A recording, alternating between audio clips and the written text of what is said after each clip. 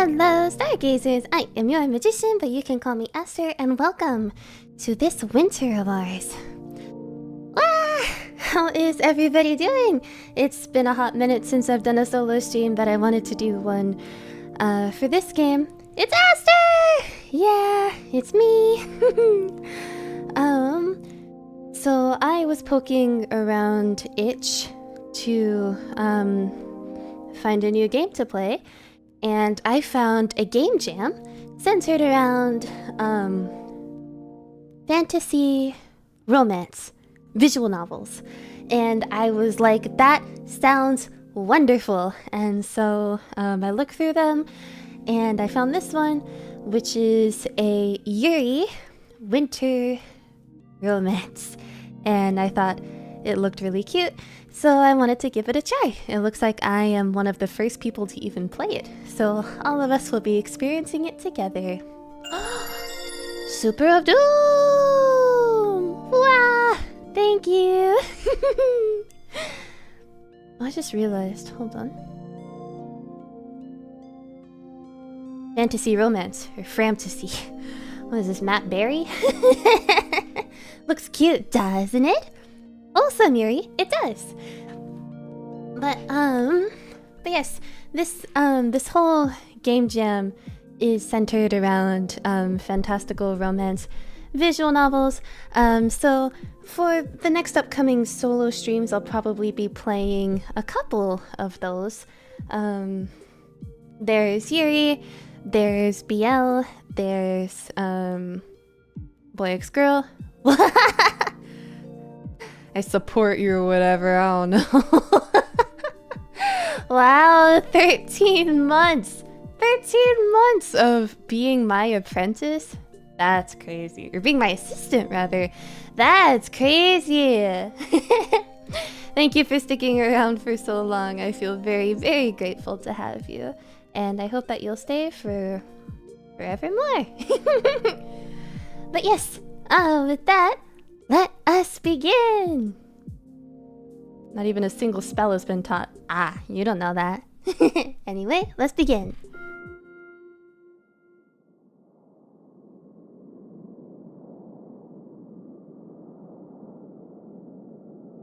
Ooh, looks so pretty. I'm gonna make y'all a bit smaller for the atmosphere. You can finally tune into the stream. Welcome in. Through the snow marches a stranger, neither man nor beast. Down the path paved with sweet regrets and painful pleasures, she continues to tread. She does not waver from her course, though she does not know why. Even as her body and mind are gnawed at by the blistering wind, she does not dare question her soul. Not yet. She bears the weight of splintered thoughts, fragmented memories, and swirling emotions. A bittersweet cocktail of laughter, fear, anger, and warmth, all wrapped with a promise. The road to forever begins here. She marches, and marches, and marches more, onward as the snow falls and wind blows overhead. The creature knows nothing, thinks nothing, feels nothing, and yet she knows, thinks, and feels all at the same time.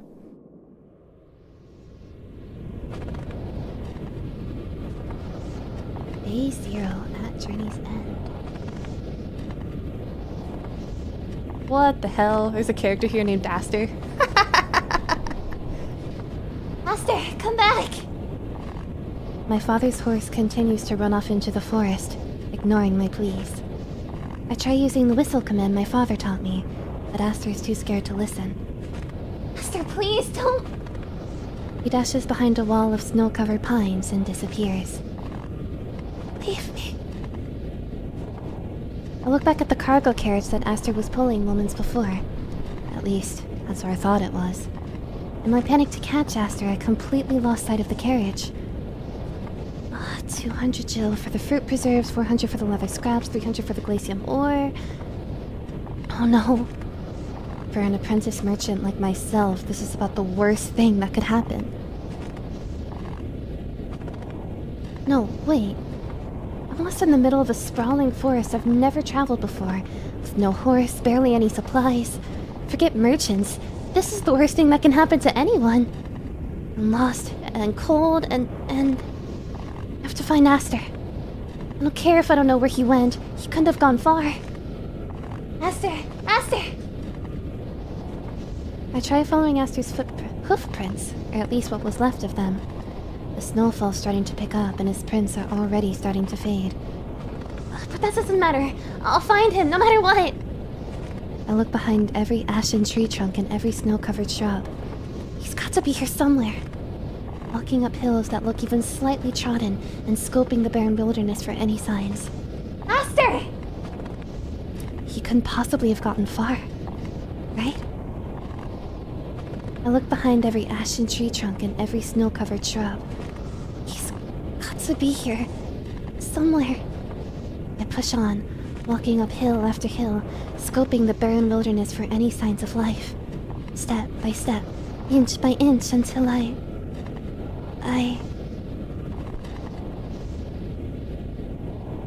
give up.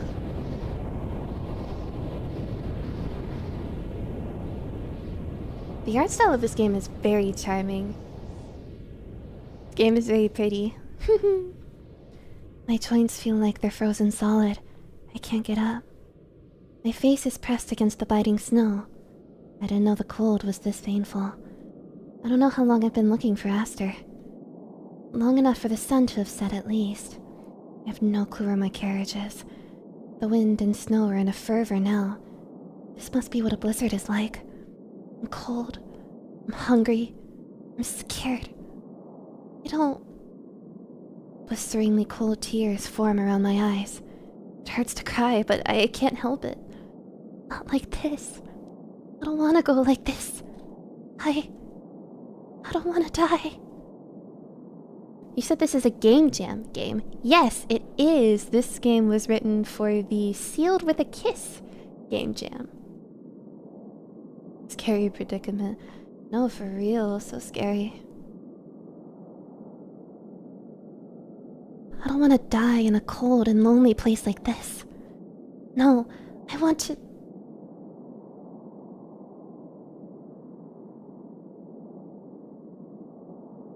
No. It doesn't matter what I wanted. I'm dying here. I'm sorry. I let myself down. It wasn't the first time. But at least, it'll be the last.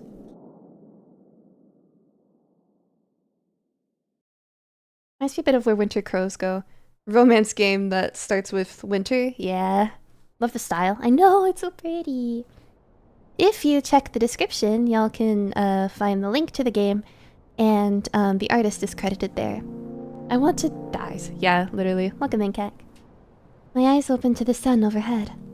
I feel its warmth, more so than the scraping of the snow against my cheek, and the sun's weight. The sun shouldn't weigh anything, right? Is this what the afterlife is like? Afterlife. I jolt upright upon remembering where I am, but my legs don't cooperate because they're held down by... a person? Definitely a person sleeping on top of me, and they're kind of warm too.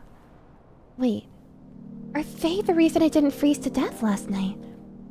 Mr. and or Mrs. Sun, thank you for saving me. Seems I spooked them. The mystery person stumbles off my legs and onto the snow below, assuming a battle stance? Apologies for yelling. Mind the description, it says I'm playing me side. It does? Oh, I'll change that. After a moment of tense staring, the stranger lowers their stance. Sorry, force of habit. Good to see you're awake. Yes. Thank you once again. For what? The stranger seemed to ask less out of confusion and more so out of indignance. Saving me? I was becoming quite the corpse there, buried under all the snow. Quite the corpse is a little assumptive. Would I even make an impressive corpse? Did I say that out loud? Yes. I turned to hide my red-turned face. I'll be going now. They said... Kinda seems like she's bored, so I'll change her voice. Safe travels. Wait! My travels will most definitely not be safe. Oh. I almost died last night. I couldn't survive another night out here all by myself. Do you know how to make a fire? Not in the snow, no. You have any supplies? I had supplies in my carriage before I got lost. But I have my clothes. I see. Excuse me for asking, but where are you heading off to? Welcome in, Lumity, and welcome in, Danning! If it's not too much trouble, I'd like to come along. I live in these parts. Oh! Sorry, I'd assumed... But you have somewhere you need to be, right? Yes! Yes, I do. The next town past Ubelden, to the east. But I have no idea where east even is, let alone Ubelden. The sun rises in the east. You can start by walking in that direction. I love the art. Welcome in, No-Tell Sneak. Isn't it so good? She points towards the sun. Oh, right. Silly me. I know where to go now, and yet I can't bring myself to start moving. The girl gives me a concerned look. What's wrong? Oh, nothing. I'm just worried about dying. Is this the time for philosophy? No! I mean, immediately dying in this vast forest filled with... I don't know. I've never been on a horse carriage through the snow. But Father thought it'd be a good experience, and look where it got me. Alone, and about to die! You look very much alive to me. That's only because you saved me. I did not. I'm sorry, I didn't quite catch that. Sleeping on top of someone in the middle of a blizzard doesn't count as saving. It's a survival tactic. Oh, she's a tsundere. I was just using your warmth. Well, call it what you like, but I would have died if it weren't for you. Welcome in, Heidi Hyper. Welcome in, Shadow Staller. And think about it. If we have to spend another night out in the snow, we can use our warmth again. So, what do you say we travel together? I said I wasn't traveling. Right. But I don't mind tagging along with you. Until you make it to safety. Really? I mean, are you sure it won't be much of a bother? A little late to be asking that after you practically begged me to come. But no, it's no bother at all. Well, thank you so much. I've just realized I never asked for your name. How rude of me. It's fine. Well, my name is Delia. I'm an apprentice merchant from the town of Slatebrook. Slatebrook. Are you feeling better? Decently.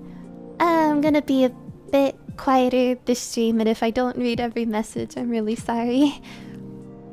I'll be taking frequent breaks, but I do want to finish this whole game in this one stream.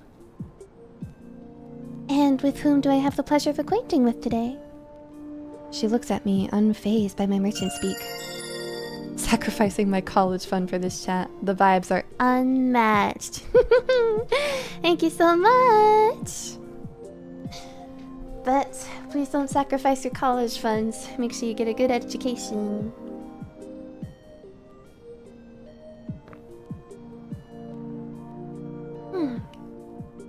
I've got my tea with me. She looks at me, unfazed by my merchant speak. What's your name? I don't have one. I blink. You don't have a name? Everyone has a name. How do you get through life without a name? The nameless girl simply shrugs off my question. Never needed one. Now that I think about it, she's quite peculiar. I have a lot of questions, but something tells me she isn't in an answering mood. Oh, I have an idea. This was supposed to be where she asks, "What's your idea?" Maybe I could name you. Call me whatever you like. Okay, wonderful. Let's see. We're around snow. Snow backwards is wands. No, that doesn't work. Maybe if I... Wait, where'd she go? Hey, get back here! She's all the way over there. She ignores my pleas and continues walking, forcing me to run to catch up to her. Oh, wait up, Lux! She stops in her tracks. Lux? Lux? Right, Lux. How's that for a name? Don't call me that. But you said I could call you whatever I... Not that. Not Lux. How about... Nox? No. Periwinkle? Also no. Tiffany! Please, no. Lux it is, then. Lux makes her discontent known with a glare. But she doesn't protest the name any further. Come on. We'll march east until we're out of daylight. Yes, ma'am. So, we march. I'm convinced Aster secretly wrote this game. It is Aster-core, isn't it? I really like this art style. Maybe I'll commission the artist. So we march. And march. And march some more. Trudging through the thick snow, Lux leads and I follow close behind. Or as close as I can be. It's hard for me to walk through all this snow, but Lux marches on like it isn't even there. Lux stops and waits for me to catch up, but doesn't offer to take breaks. I'm the one begging for those. Another break already? Yes, please. Fine, but make it quick. Sorry, but... I don't plan on it. Beyond grumbling about my breaks, Lux never has much to say. Not that I was in any shape to break the silence. The most I could offer to any conversation was an out-of-breath plea for rest. After what feels like hours of trekking through the snow, my eyes find a familiar sight in the distance. My carriage! I take off ahead of Lux with the newfound energy in my step. While I can't use it for transport, I don't think Lux or I would like pulling it along. Lots of my supplies should be there. The fact that the VTuber model would fit perfectly in this stream. It would. I'm just feeling a little under the weather and I'm like moving around more than I usually do. Like just a little bit. Feeling better, but not tip-top shape. So no model right now. But now that you mention it, yeah, it would look really good here, wouldn't it? Don't get your hopes up. Soon enough, I see what Lux was talking about. Even the interior is coated with snow, and the wind was strong enough to carve faint marks along the wood. Most everything was destroyed or blown away in last night's blizzard, and what's left was partially pillaged by what looks to be local wildlife. At least there's some fruit preserves left that I can take. There really isn't much left of my cargo. Oh, but at least this is still intact. Spotting the corner of a leather book cover, I rummaged through the carriage ruins to find... my personal tomb. Your what? My tomb, see? I point at the cover. I can't read. Oh. Well, it's just a big book with notes I've compiled over the years on my various magic studies. I'm not sure why I brought it along, but you could say it's my good luck charm. I just noticed that Lux and Delia have opposing color schemes. You're right. Honestly, the two of them have really nice designs, too. Like, both of them have very distinct facial features, and I like it. I like their clothes, too. And I like their hair. They look both very different. It's nice. Hope you get better soon. Do take care. Thank you so much. I will be resting up. Magic. Didn't take you for the mage type. Oh, I'm not. Just a girl with a dream, I guess. But that dream was big enough to fill up that entire book with magic. Well, not the entire book, no, but a little over halfway. I've been copying down my favorite facts and spells from any wizardry textbooks my father could get his hands on ever since I was a little girl. Anything from common spells to advanced seals and even modern theory are inside this baby, all translated into common language for almost anyone to read. So I hope that someday you'd be right, that I'd be able to fill out the whole tomb with magic studies that can be passed down to others. Lux has been staring at me the entire time, wordlessly. Is she... interested? No, I must have been boring her. Look at me rambling on about an old dream. Forgive me for wasting your time. You should waste more people's time. Huh? I mean, it sounds interesting. That's all.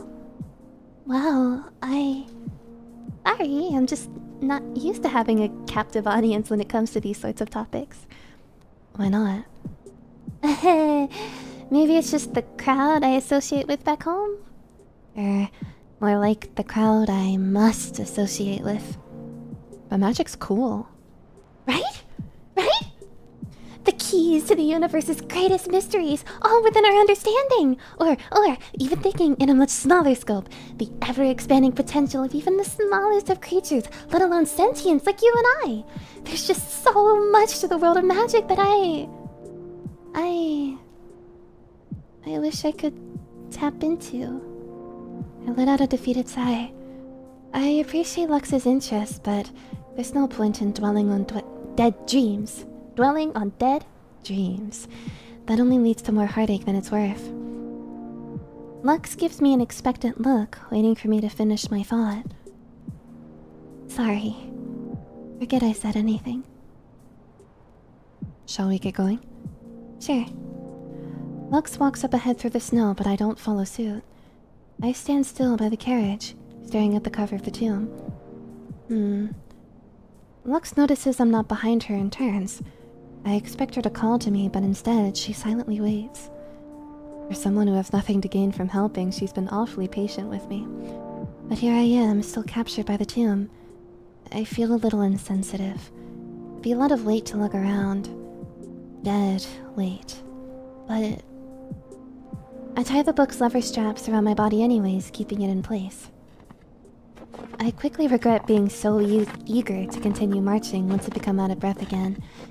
As luck would have it, we still have a couple hours of sunlight left, so Lux insists that we keep marching. Lux! Wait for... Before I can finish my plea, I'm face flat on the snow. I must have tripped on myself. Lux comes back to me. She doesn't say a word, but she holds her hand out to me. Oh, thank you. As I pull myself up, I can feel Lux's grip on me tighten ever so slightly. Let's keep walking like this. Holding hands? Sure. You won't trip as often that way. Right. You make a good point. It's a little embarrassing having to be led around by the hand, but I suppose it's better than falling on my face again. Lead the way then. Lux nods and we march onward, hand in hand. Lux slows her pace to match my tired marching, but she doesn't seem to mind as much now. Admittedly, the embarrassment I once felt turns to a sense of comfort, knowing that I can rely on Lux, even if it's for something as simple as a walk through the snow. Still, she doesn't offer much in the way of breaks or conversation, so we spend the remaining hours of daylight marching in silence, hand in hand. Love, Astercore, pastel colors, stars and flowers theme, lesbianism. Yeah, so Astercore.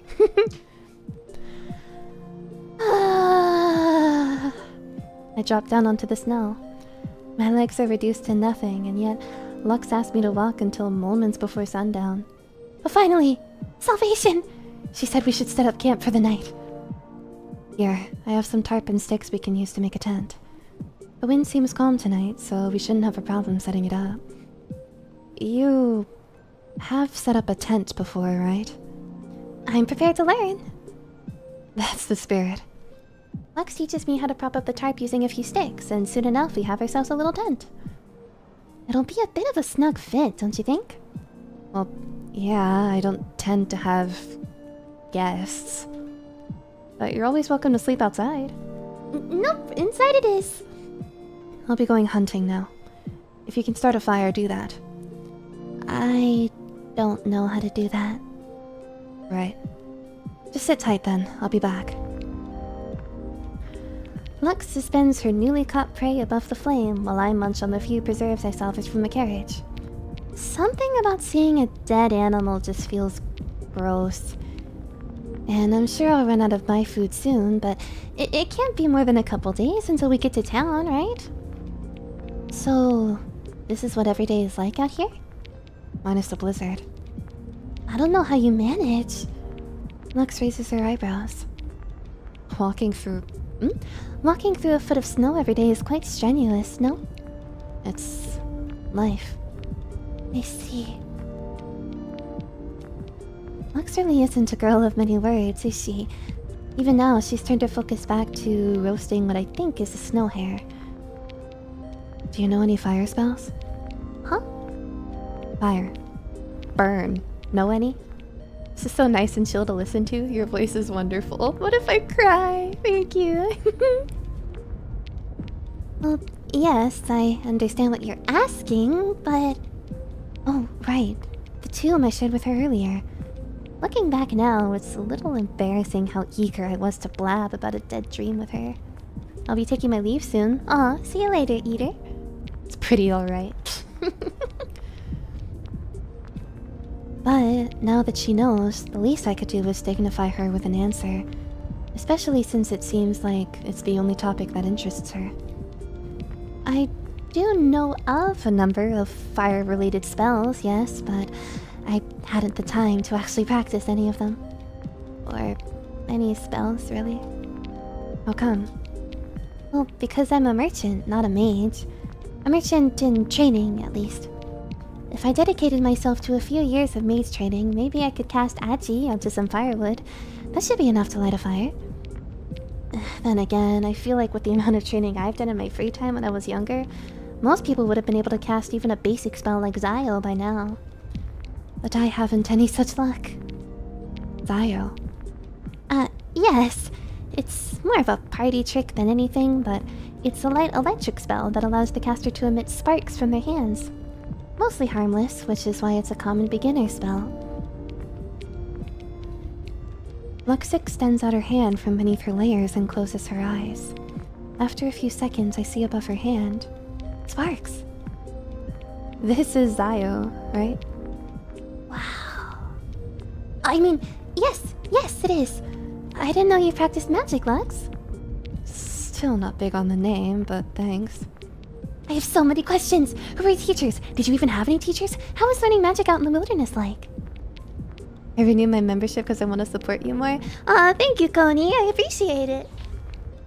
It wasn't on stream, so I didn't get a notification, but thank you so much. I learned stuff from places. Not the answer I was expecting, but I'll take it over silence. Do you use magic often out here? I only know a few spells, but they all serve their different purposes. For example, this Zio isn't just a harmless spell. Lux motions behind me, and as I turn around, I notice a couple snow hares in the distance, peeping out from under the snow, entranced by the sparks glowing from Lux's hand. Some animals are curious, helpful for hunting them. Yes. Hunting bothers you? What? No, not at all. Liar. It's that obvious?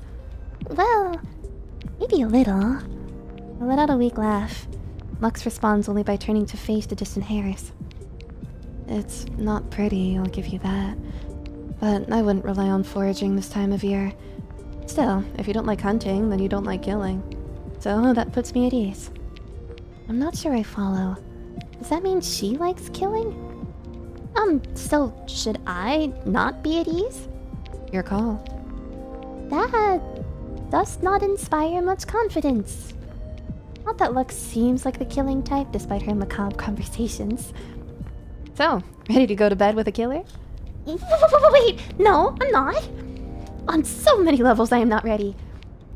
Oh, okay then. I'll be in the tent. You're free to join me when you're ready. Yes, thank you. Was she joking? I didn't think she could do that. I mean, she doesn't feel like you're gonna stab her. No, literally. It's probably safe. Probably. After a couple deep breaths. Come on, Delia. You can do this. Just a night with a kind, morbid stranger. And a couple more deep breaths. I build up the courage to enter the tent with Lux already inside. It's dark. And snug, as I thought. I find some space Lux left by the entrance and lie down. Her back is facing towards me, so I can't see her expression. Lux? No response. I guess she's already asleep. Good night. Not sure what I expected. I try to curl up for warmth, but it's still so cold. Why won't the entrance flap stay shut? Jeez. An idea comes to me, then a pang of guilt follows shortly after. We're gonna cuddle with her! Lux? Still nothing. I hope she doesn't mind. I turn around and scoot towards Lux's back. Warm! She's so warm! Oh, I could sleep like this for weeks. I cuddle up even closer to her and feel her back rise and fall with each breath. Her breath. Slow, peaceful, yet minute. I don't think I've heard someone's breath like this before. In fact, I haven't been this close to anyone in, well, as long as I can remember. I thought it would have been a lot scarier sleeping with Lux. But actually, it's kind of exciting. Wah! No, what am I thinking? I need to calm down and get to sleep. Good night, Lux. Again. I burrow my face deeper into her back before falling asleep. It's been 3 days since I met Lux. Alright, so we're coming to kind of a stop. Let me...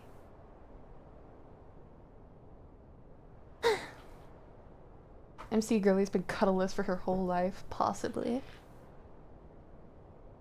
What are our impressions so far, everyone?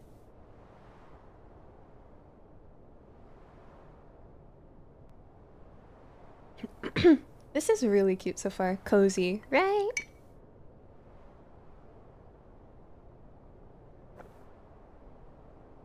I'm having my tea. Impressive. So, let me look at the developers' itch.io.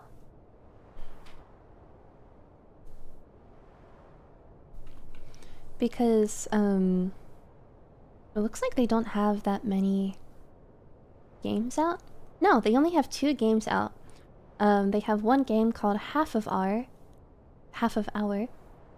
and then they have this one, so this is only their 2nd game. Impressive hot cocoa game. Game gets prettier by the minute. Real.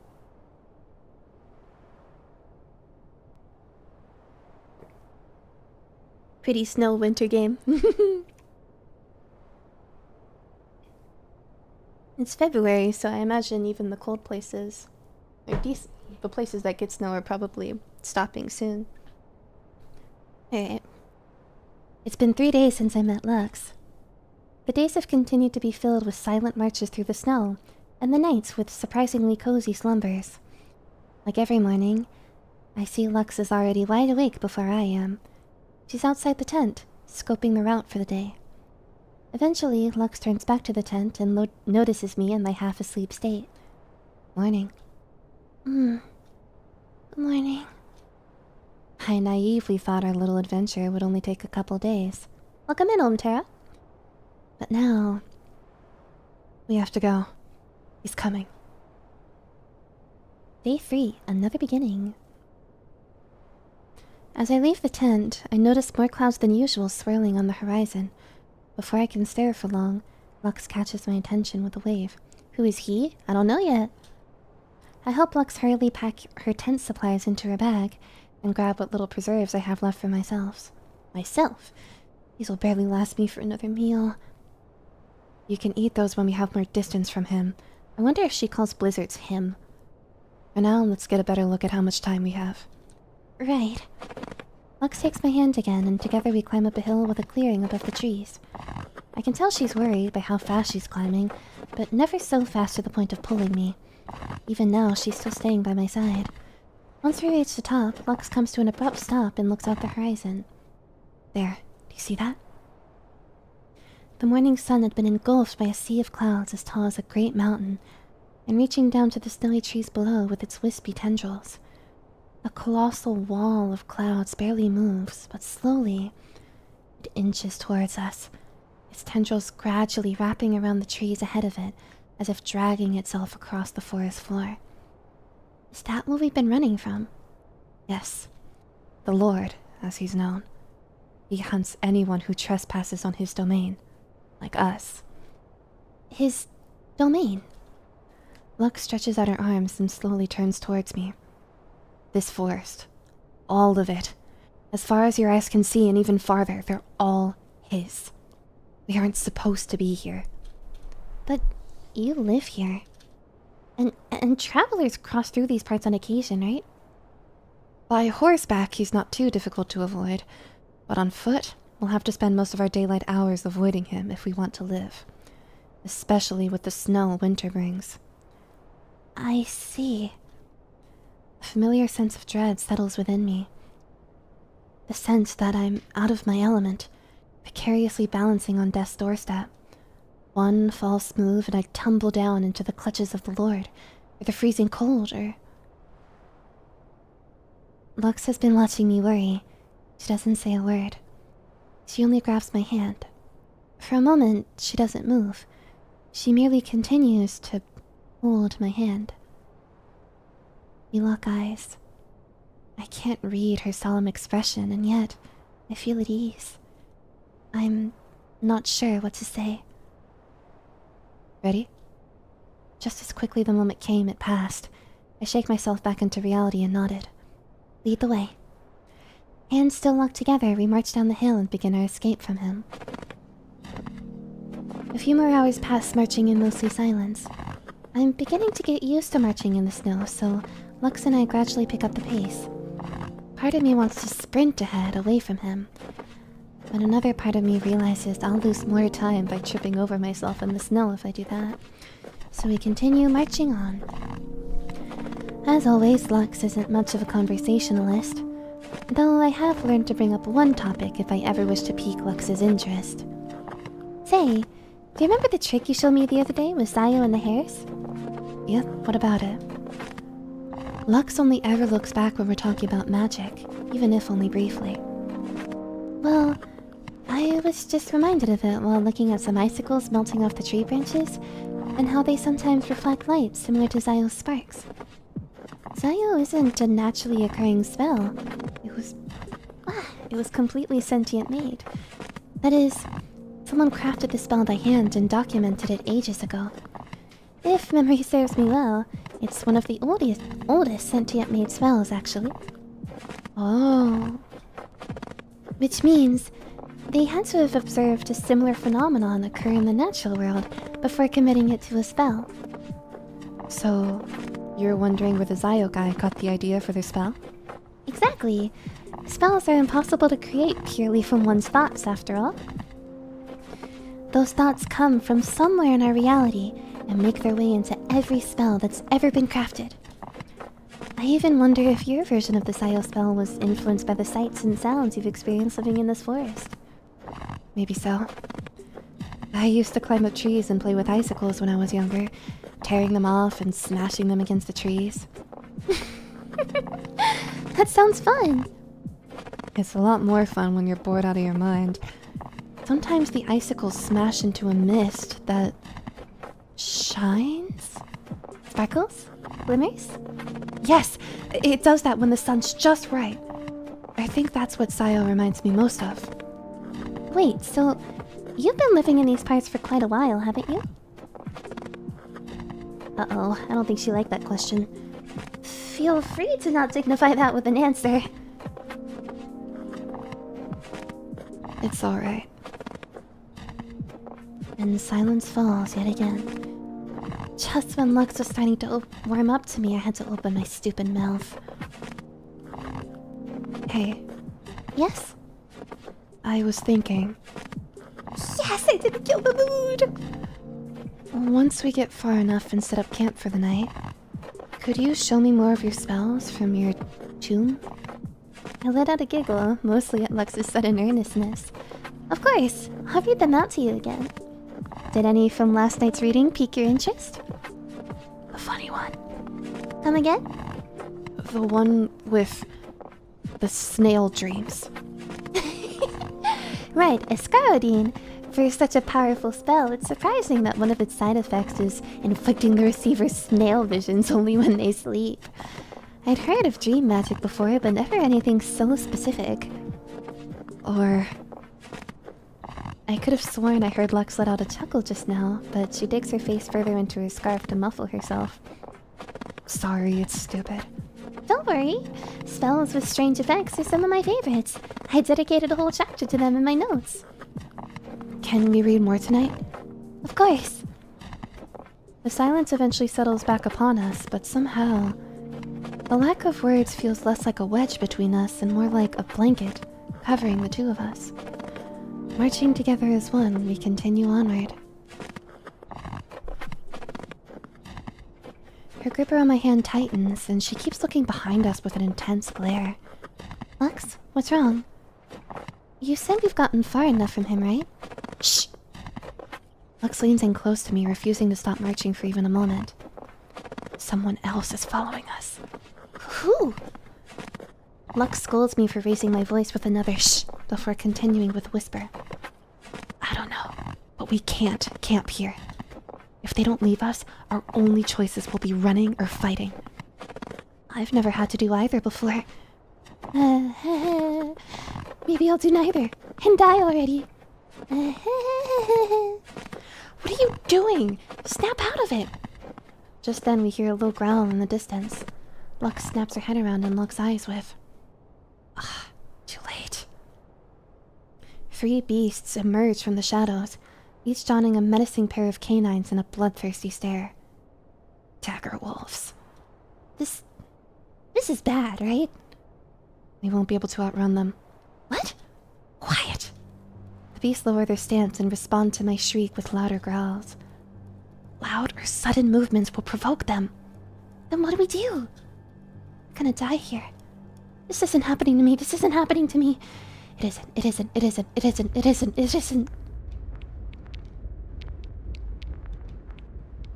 I'm sorry for being a selfish, stupid girl. In a time like this, all I can think about is what could have been. Another night by the campfire. With you. You cradling my hand in yours as we sit in silence, even if only for just a moment. The warmth of the crackling fire enveloping us in an unspoken serenity. Don't. I'm sorry for thinking of something so selfish at a time like this. I'm sorry for tracking you down. Don't let go! Huh? Look at my hand. Lux's hand is on fire? When did that? Answer quickly. Is this magic? The fire isn't burning her at all. In fact, it appears the fire is emitting from her glove. Yes, it is. Agilao, I believe. A more powerful fire spell than Agi. I didn't know you... I don't know any fire magic. Then how did... It started when you were freaking out and wouldn't let go of me. Whatever you did, it's saving our lives. The beasts, gazed fixed onto the fire in Lux's hand, begin to slowly back away. I don't know if the spell will continue if you let go of my hand. Right. I won't let go. Good. Let's see if this is enough to scare them away. Right. Lux waves her flaming hand in front of the beasts, drawing an arc of fire across the air. Yeah! Yeah! With lowered ears and faint whispers, the 3 beasts back away quicker now. With a couple more fiery swings, 2 of the beasts run away with their tails between their legs. But the last one has a feral, hungry look in their eyes. Drool drips down from their open jaws as they lower their stance, seemingly ready to bet all odds on this kill. This doesn't look good. No, it doesn't. Get back! Lux tears free from my grasp before I find myself tush first on the snow. The beast lunges toward Lux and she, with a single swipe through the air, cuts open the beast's belly. The beast lands with an uncomfortable splat, no longer moving. I hear something much lighter land softly on the ground nearby. Lux's glove? I notice her cradling her hand, now missing her glove. No, not a hand. A claw? It's magic. One of the other spells that I use. Really? Do you know its name? Could you show me more? Not right now, no. Come on, let's set up camp here. The dead body of their leader will scare off any other darker wolves that want to mess with us. Right. Another one of your survival tactics, right? Yep. Not pretty, but better than spending the night running, don't you think? Fair point. Who's this beauty? This is Lux. Also, welcome in, Fanta. I helped Lux set up our campfire and tent near the beast's body. The body has an unpleasant odor, but Lux doesn't seem to mind. She's already made it clear that she's used to the presence of death, but I still haven't acclimated myself to it just yet. While I can barely look at the body, Lux has already torn some pieces of flesh off the carcass and is currently roasting it over a fire. You gonna eat? Oh, no, I still have some. I pat at my coat and realize the last of my food is no more. Hey, so, you know how snow hares eat bark? You think I can... No! Right. You're not very good at this whole living thing. Lux's out-of-pocket observation causes me to chuckle. You may be right. At least you were here to chaperone me.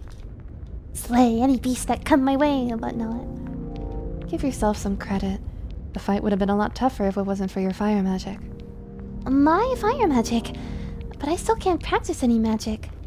But you knew about the spell when I didn't. Somehow, with your knowledge and my magic ability, together we were able to cast Algilo. I'd heard of dual casters before, but I never thought... Wait! I can practice magic! With you! Together! We can... Do you think we can, like, fly? Probably not. Right. I'm getting ahead of myself here. But still! I can't believe I can practice magic! And it's all thanks to you! Again, I didn't do everything.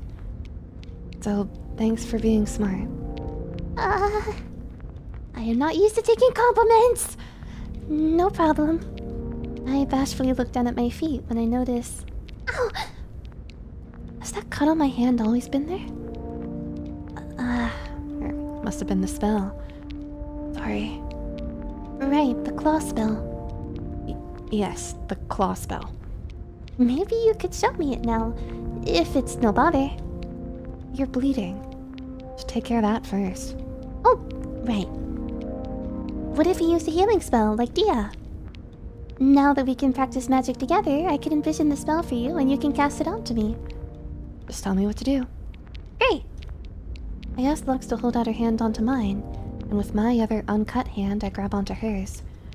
I imagine casting Dia, all the text I poured over night after night into the arts of healing flashing through my mind, and...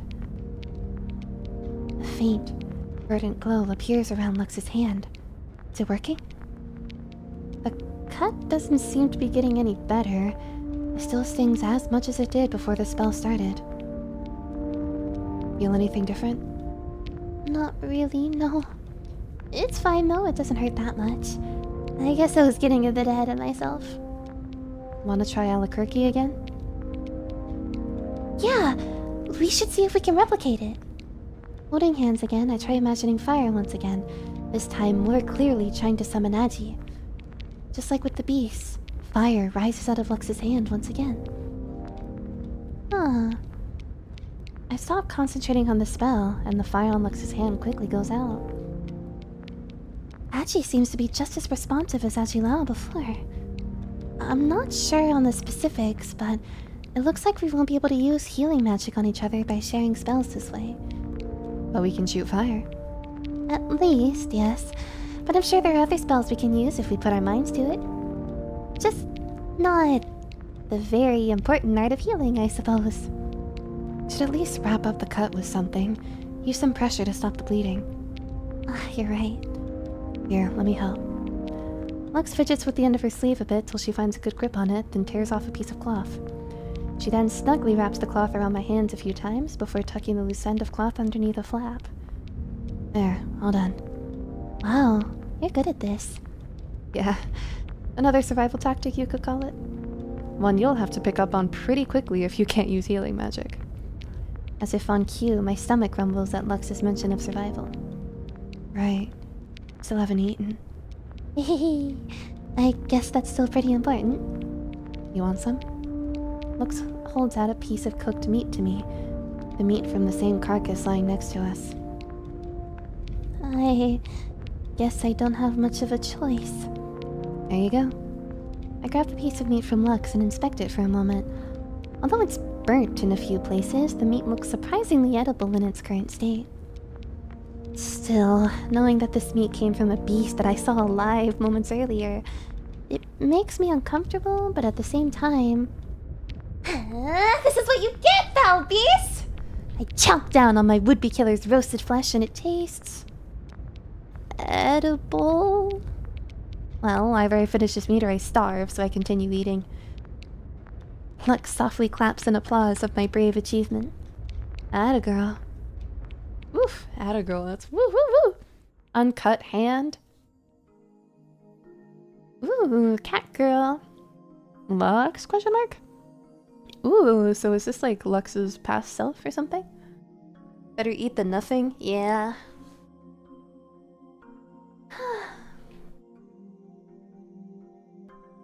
I guess Lux has some like dark backstory or something.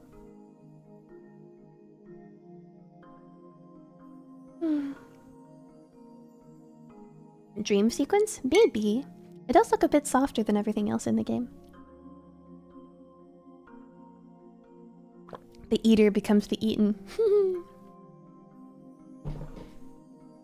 There we go. That feels better, doesn't it? Jeez, you really should be more careful. And again, that's what makes you so cute. Huh? You don't like it when I call you cute? Then I'll call you cute again. Cute as a button you are.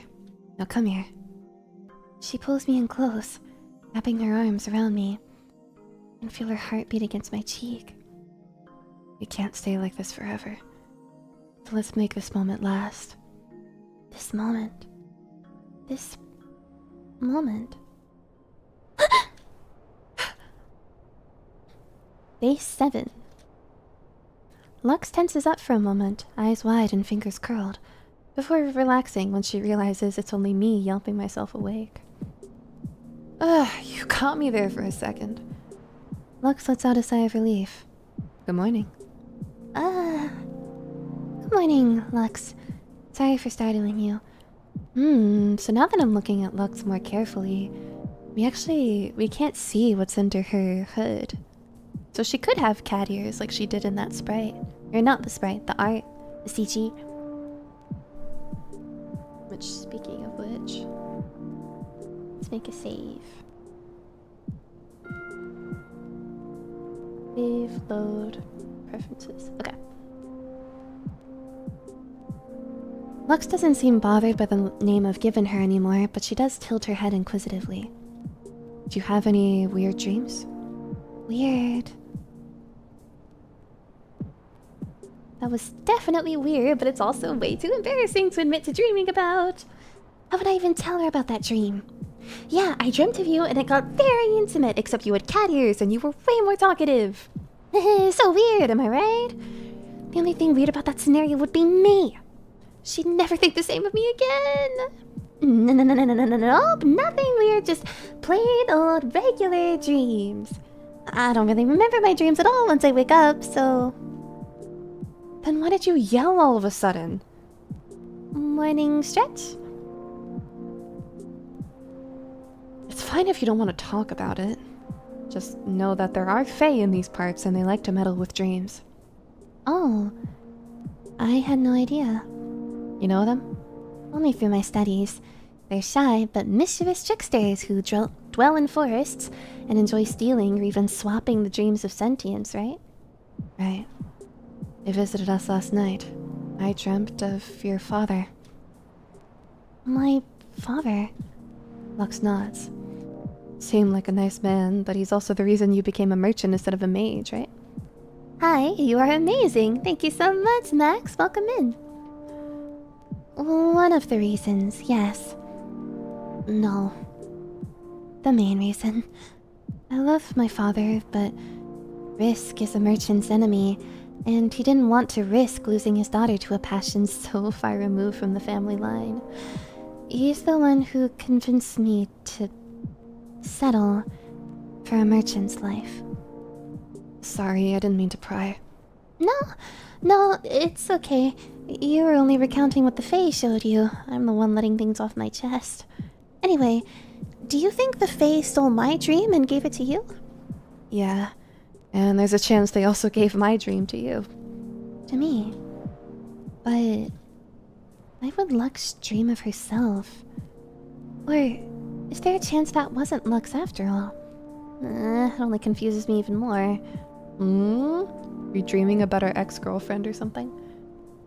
Of course, they could have only stolen yours and thrown my dream out. Maybe. Just be on your guard when you sleep. Don't be surprised if you see something you were better off not knowing. Sure. Better off not knowing. What could she mean? No! This is exactly the speculation Lux was ominously warning against! Besides, catfolk are just a tall tale parents tell to scare kids into behaving. I shouldn't look too much into her past if she isn't comfortable. But now that I think about it, we've been traveling together for a week now, and I barely know anything about Lux. Let's start packing up. We should be able to travel east for a few hours before the Lord cuts us off again. Yes, ma'am. Ma'am. Sorry, man. I mean, Lux, ma'am. I get it. Snow crunches underfoot as we trek on. It's been a week since I embarked on this journey with Lux, but there still doesn't seem to be an end in sight. The Lord continuously cuts us off just as we begin to make progress to the east. Not to mention, I never knew how huge these forests were until I had to hike through so much of them. Sometimes I worry we'll be trapped here forever. But Lux assures me that we'll find a way out. Eventually. While walking all day is still tough, my legs have finally accustomed to our routine, making the pain more bearable. The same way my legs are acclimating, Lux seems to be growing more talkative, making the afternoons less monotonous. Is Lux supposed to be non-binary? In the beginning, Delia was referring to Lux with they, them, but now we use she, her, so I think Lux is a woman. Plus, this game was advertised as a Yuri game, if I remember properly. Let me double check that. Yes, a fantasy Yuri VN about two girls traversing a snow-covered forest. So yes, both girls. In warmer seasons, lots of flowers grow around here. Oh? What kind? Purple ones and white ones. I don't know the names, but they're beautiful. I'd love to see them in full bloom. I've never seen a wildflower field in full bloom before. Really? No, I guess you could say I don't go out much. It's basically Yuri in the upper Midwest. Nice. Real. I know, Jets. Welcome in. Lux doesn't appear to be used to human etiquette. I was thinking that too. Lux seems like she's... I don't know if it's a product of her being alone for so long, or if it's because she or if it's because she straight up isn't human, period. No, I guess you could say I don't go out much. Even after all your trips transporting goods between towns, you've never seen a flower field before? Well, honestly, I haven't left my hometown much. This is only my third trip between towns. Before, all this happened. Unlucky on a couple levels. Beyond changing careers from merchant to mountaineer? Well, you haven't been out long enough to see a field of flowers. Now I wish I could show them to you. You could combine some fire growth and protection spells to keep snowy areas like this suitable for plant life. Really? Yep. It's a common enough practice that some farmers contract mages to keep their crops alive during the winter. It is a lengthy process, unfortunately. I doubt we'll have enough time to continually cast the necessary spells while outpacing him. Isn't there a quicker spell to maybe grow a flower from your hand? I'm not sure. Maybe I can check later in my tomb for any notes on the subject? Great. A girl a few words as always, but I could tell underneath her scarf she was practically beaming with excitement. The news of a potential flower spell put a little extra pep in Lux's step, her free arms swinging in sync. Even though I've gotten used to Lux's pace by now, we still hold hands throughout our marches. Maybe Lux thinks I still need the help, but I'm not complaining. The warmth and gentle squeeze from her hand is reassuring, especially when Lux is in a good mood like now. Inevitably, neither of us can keep a conversation going forever, and silence settles between us once more. Lost in the peace, my mind begins to wander. Wondering about myself, about where I am, about Lux. I've shared a lot about myself over these past few days with Lux. By now, I wouldn't hesitate to call her a friend of mine. And yet, there's still so little that I know about her. I know that she lives in these forests and seems to like it here. I also know that she has an endless curiosity for magic. She's a short-spoken but kind girl who knows some magic spells and survival skills. And that's about all I know of her. I don't know if she has any interests beyond magic. I don't know where she came from or why she lives in this forest. I'm not even sure why she's helping me, beyond maybe the goodness of her heart. No, spending a week marching through the wilderness with someone you just met goes beyond kindness, doesn't it? So many questions. Where do I even start? Should I even bring up such questions with her? Well, at the very least, I do want to get to know her better, being that she's my friend and all. Of course, there is the chance that she doesn't view me as her friend. Does she? Does she not? I don't know, my head hurts. Enough worrying, I'll just ask. Ask what? Oh! I said that out loud again, didn't I? Yep. Is there something on your mind? Oh, actually... Ooh.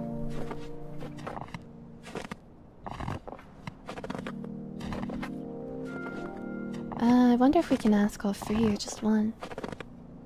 Anyway, if y'all know me, every single time I watch a romance show and they get together too fast, I'm always like, oh come on, you don't even know their favorite color.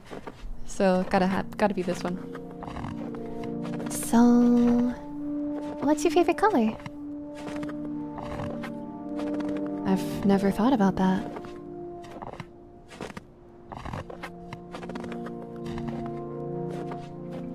That's it? That was less insightful than I'd hoped. Maybe I could ask her something else. You don't like the snow sound effect? I don't know, I think it's fine, but I can turn it down.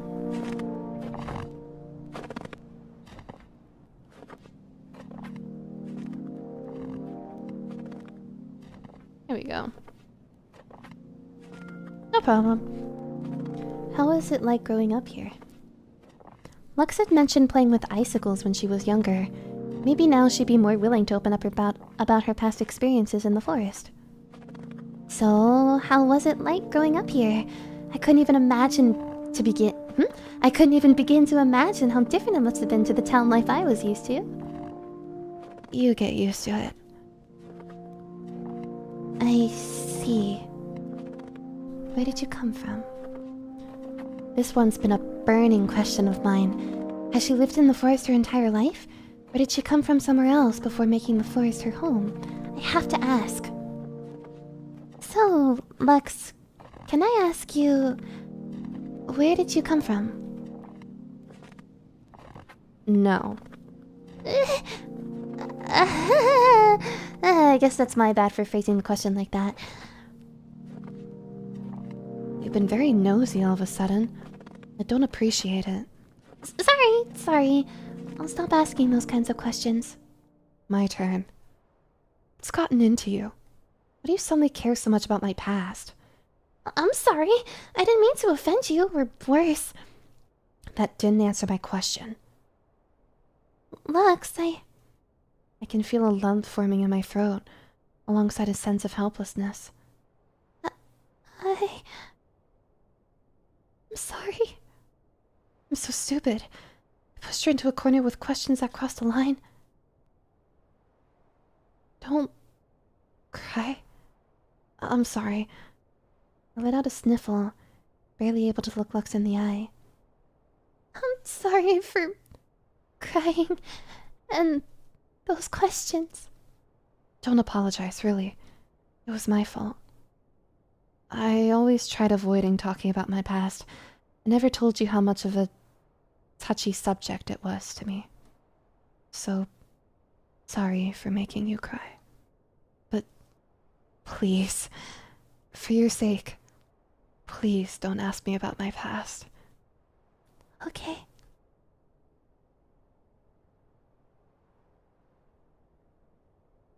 I was asking because I just wanted to get to know you better as a friend.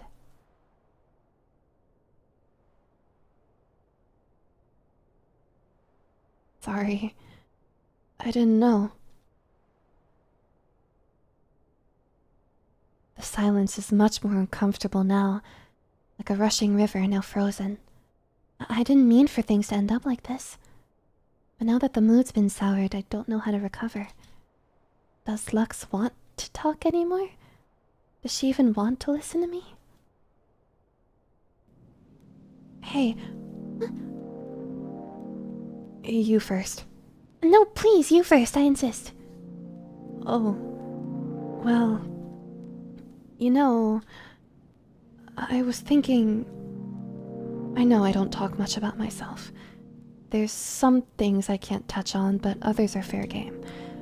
I should do a better job letting you know which is which. Or what's the difference between something I don't have much to say on and something I won't have much to say on. Does that make sense? I stare in awe for a moment at Lux's sudden trust in me. Hello? Yes, it does make sense. So, I could start now by sharing a little bit about myself. Since we're friends. She said it! She said the thing! We really are friends! Oh, please do tell. A crin pear. Roasted over a fire. It tastes cozy. That's my favorite treat for the winter. At least whenever I can get my hands on them. I've never found them in the wild, so I don't think they grow around here. I only really get them when I go into town. You go to town? Sorry, ignore that. I was just curious. No, that's fine. I've been to a town before. That's all I can say. That's fine. Crin pears. Huh. They're an interesting fruit. Sweet, but almost bitter. I was never fond of the texture of them raw, but maybe they're better roasted. But what's strange is that they should grow around here. They're not that uncommon. Better yet, I think they can survive winter. Maybe she just hasn't seen them. Lux! Too loud. Do you know how crin pears grow? No? Underground. I'm not a farmer, but it probably looks like weeds at first glance. So, if you didn't know, you've probably just been... walking right past it. Lux holds her face in her hands. That explains it. I'll have to look for some in the warmer months. Thank you. It's nothing. Now I wish I could eat some now. I may have an idea. I love how their voice fits any female character. You talking about me? Thank you so much. If I recall correctly, they're pretty resilient and can survive in the cold here. It's just a matter of uncovering them. We don't have time for that. Unless we use Agilao to melt some snow around us as we walk. You might need to rest sooner, but what do you say? Yes! I mean, sure. We could try that. Now, how did we manage to cast Agilao again? We'd practiced casting minor spells since that night, but Agilao had proven to be a surprisingly fickle spell for the two of us. Still, we had at least a couple more hours of daylight to kill. So long as we didn't need to slow down, I could take my time honing your casting skills. Imagine a fire. Imagine a fire. I fidgeted around with Lux's hand as I tried to maintain a proper grip. Digits interlocking, wrapping around her knuckles with the tips of my fingers. our palms laying flat against each other, slowly swaying with each step of ours. Without thinking, I give hers a little squeeze. Is this part of the casting ritual? Sorry, I was just trying to figure out if our hand holding was off. Was it? Answer the question! Yes? No? I have no clue. Lux squeezes my hand back. Is this better? Why is my mouth so dry all of a sudden? Answer, Delia, you have to answer! Yes! What? I can feel my cheeks heating up. They must be so red Right about now. Maybe this can substitute for Agilal. No need. Lux lifts her arm to show me her glove set ablaze. Oh! Wait, I was thinking out loud again. Nah, who cares? We have fire! Now we just have to keep our eyes peeled. Mm-hmm. Is that... never mind. The day draws on, yet it bears no fruit. We march onwards until Lux suddenly stops, leaving me in front for once. There. I think I see a Kryn pear. Really? That weed over there looks different. Upon further inspection, small purple dots blotch over the otherwise green weed. You're right!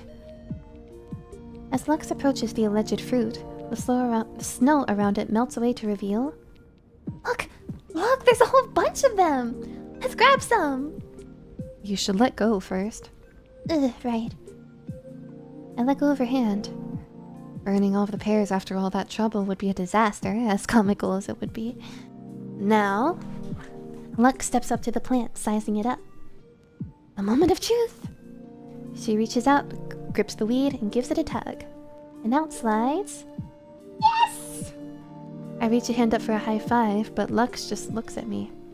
After a moment, Lux also raises her hand. Yes? Feels like I'm more excited than her. Then again, maybe I weirded her out with the concept of a high five. That's what you were looking for, right? After a moment of staring, Lux nods emphatically. A good sign. Yeah, this is exactly what I was looking for. Thank you. Oh, don't worry about it. I'm just happy I could help. Shall we set up camp? Yeah. Let's roast some pears. Yeah! I think this one's about done. Ooh, nice!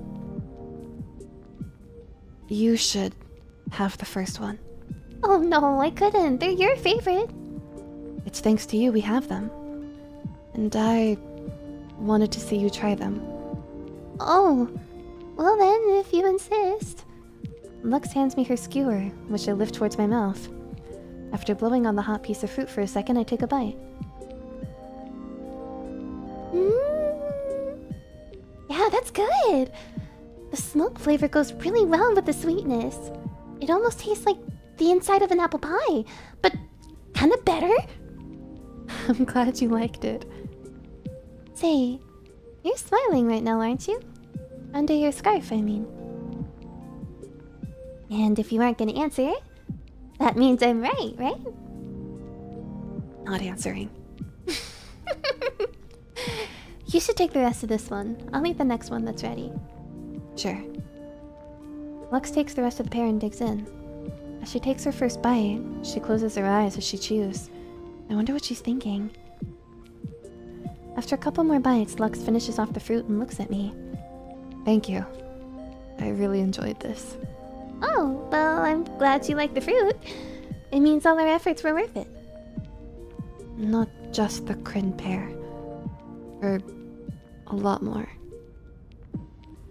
Lux doesn't elaborate further, but I think I get the gist of what she's trying to say. It's no problem at all, Lux. Lux. Is the name bothering you again? Should I stop? No! No. It's taken a bit of getting used to, but having a name can be nice.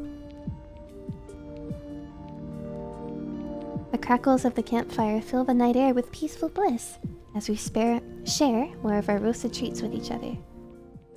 Cute. Days go by without an end in sight. The Lord's ever-present threat limits how far east the two can travel before making way for him. March east, survey the land. March northwest, camp for the night. March east, survey the land. March south, camp for the night. In the grand scheme of things, their travels would seem quite monotonous. But neither of them would agree with such a sentiment. For despite the tired snowscape of trees jailing their view of the horizon, the long stretches of silence coating their many steps, and the occasional awkwardness rearing its ugly head, this was the most alive either had felt in years. Do you have a favorite flower? Wrong voice. Do you have a favorite flower? Maybe tulips? They've got 2 lips, so maybe we can relate? That's stupid. Hey, what did 2 lips ever do to you? What? 2 lips. 2 lips. I hold up 2 fingers with one hand, opening and closing them like scissors. Y'all, this... I'm not say-so enough for this. Yay!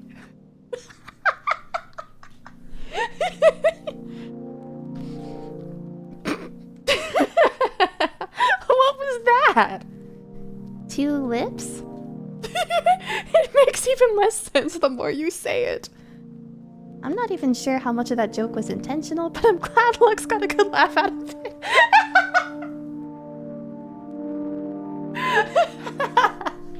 Two lips scissoring.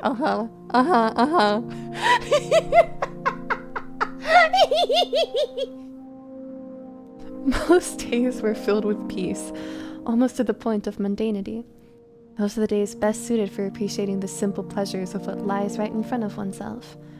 A warm hand, trusted companion, friend. A perfect day to take in the world around you and share a tale from long ago, whether one read from a book or one experienced firsthand. But as their luck would have it, not every day was so idyllic. Some days were fraught with dangers Delia had only heard of in her studies, for good reason. In spite of her debilitating fear, Delia gradually learned to face those fears together with Lux. Eventually... Get close to me. Huh? Is that the... Lux yanks me in close, practically hugging me as she scans her surroundings. Sit. She has a serious, almost mysterious look on her face, and being so close to her... It was nothing, sorry about that. No, don't worry about it. Now, I look down and Lux's gaze follows to find...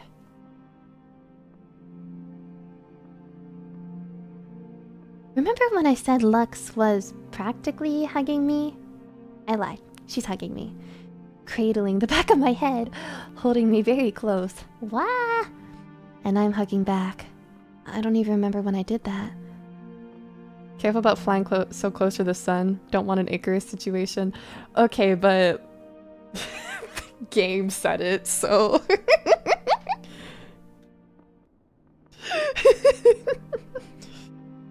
What?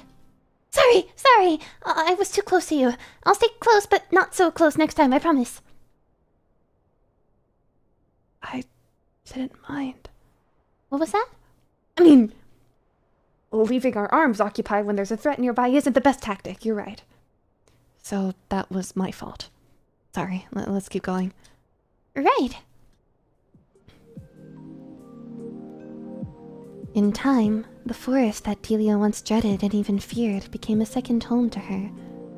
Not quite knowing the forest like Lux did, but still appreciating all of it, both the beautiful and the fearsome. All of her studies couldn't prepare Delia for how wonderful the world outside of towns and merchants could be. Just beyond the paved brick roads and sullen faces of workers who knew their place, there lies a tapestry of miracles and nightmares woven together by millions of years of inherited knowledge, just waiting to be tapped into by those curious enough. Delia was eager to learn every bit about that world, and Lux was just as eager to show her. Come on, I know a good spot around here. A good spot for what? You'll see. Soon enough, Lux leads us to a clearing with a sizable hill in the center. Are we gonna camp here for the night? Yep. But don't set up the fire yet. There's something I want to show you. As Lux finishes her sentence, she leans back until she falls back first onto the snow. She pats the ground near her, signaling me to join her. Once I meet her on the ground, I look up to find...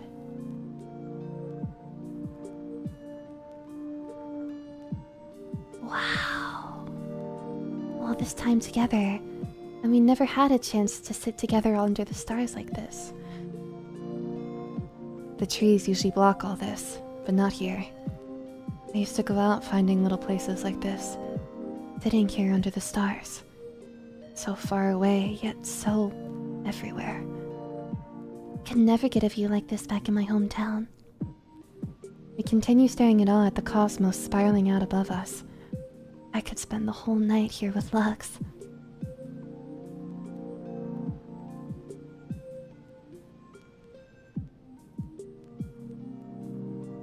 Days turn to weeks, and the two are inseparable.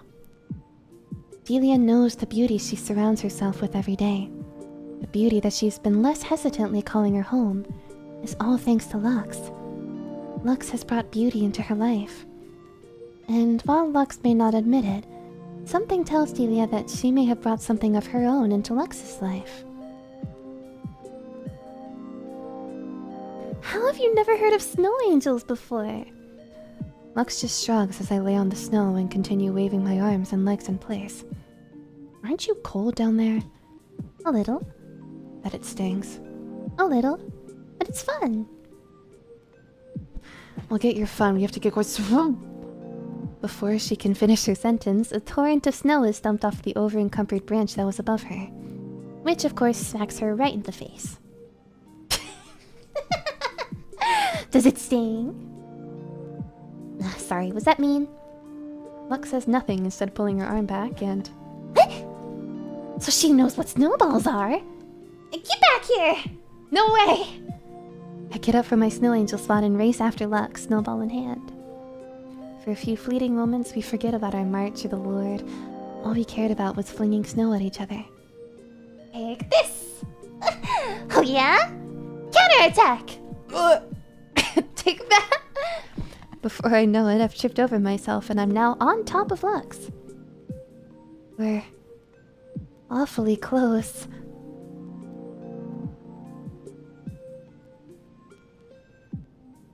So naturally, I throw a bit of snow onto her face.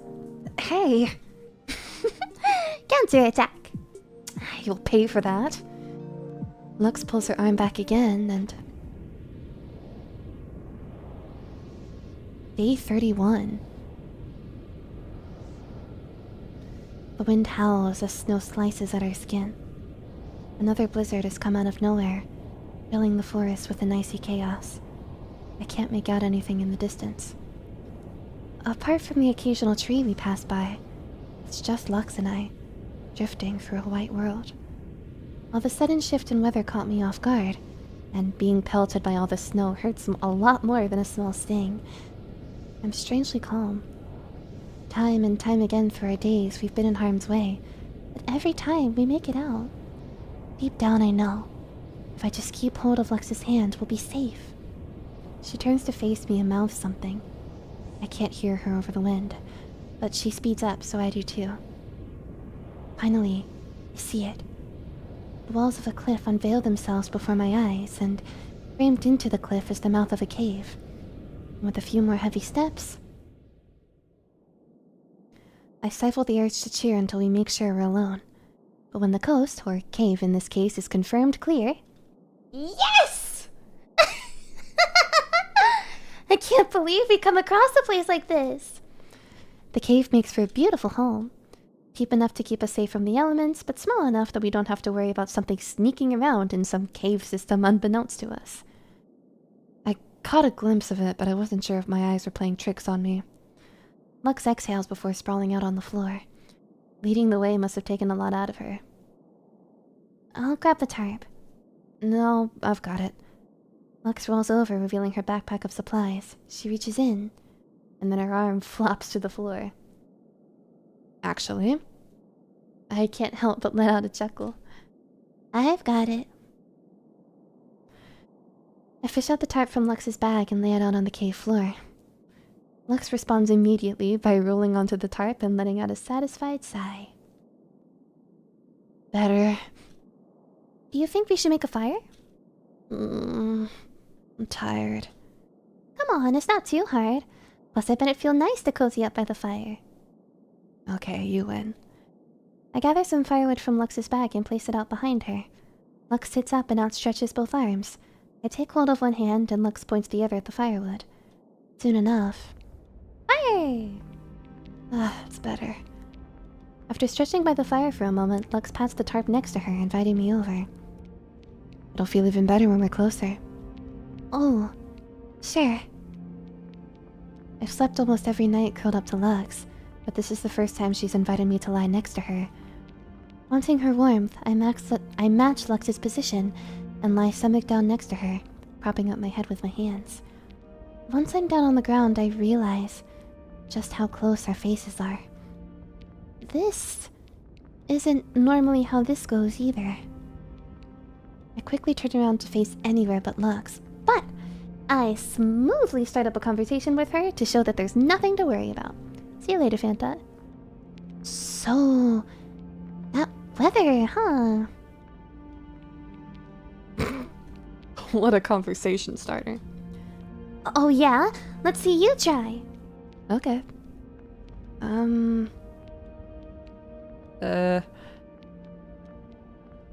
So that weather, huh? Seriously? Okay, you win. I can't beat the conversation champion. Victory! I hold up my hand, making a V with my index and middle fingers for Lex to see. Thankfully, she responds to my childish antics with another laugh. As the mood cools down, my mind begins to wander. Do I really want to leave all this behind? Despite its dangers, I've enjoyed nearly every day I've spent with Lux. And to leave all that... No. To leave her behind, just to go back to a life I wasn't very thrilled to live. You know what, Lux? I've made up my mind. About what? I'm not going back just to be a merchant again. I'm gonna... I don't know. But these days with you have shown me that life has more to offer than what everyone in my hometown told me. And I want to live, damn it. I want to live my life. I'm glad. You seem a lot happier now that you've shed off that weight. Damn right! I'll show the world just what Delia is capable of. And as soon as I say that, I remember why we were traveling in the first place. A month of trekking through the snow to get to a place I only just now gave up on. But, sorry for wasting your time. You were escorting me east to Ubelden this whole time, only for me to give up on that destination. I don't mind. Welcome back, Fanta. It's not like I have anything better to do. Besides, it was fun. Lux pauses. I can't see her, but I can tell the mood around her has shifted. So, will you still need me around? I'm almost blindsided by the question. Of course I'll want you around, Lux. You're the biggest reason I made this resolution. I couldn't even imagine life without you. Wait, that last part has a lot of implications. What I mean is that we should be together forever, and that you're part of the reason why life is worth living to me. That's even worse!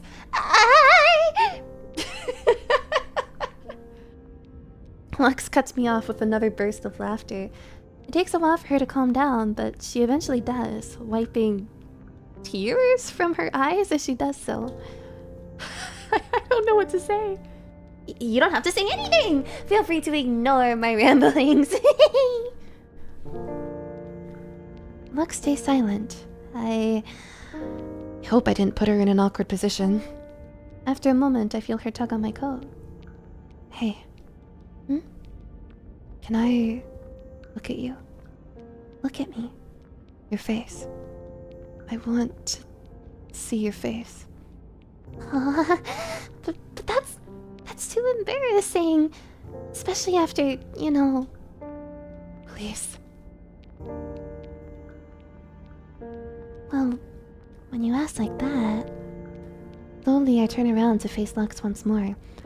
She has her arm propping up her head like a pillow, and I feel compelled to do the same. Cute. Once I match Lux's pose, we lock eyes. We still can't see her mouth, it's covered by her hair. I've never gazed into Lux's eyes like this before. Is she doing the same? I hope she doesn't think I'm weird for doing this, but I begin to notice small things. The shape of her pupil, the pattern of her iris, and just how gentle her stare is. She blinks. I stare into her eyes and she stares back. I blink. My self-consciousness melts away. This feels right.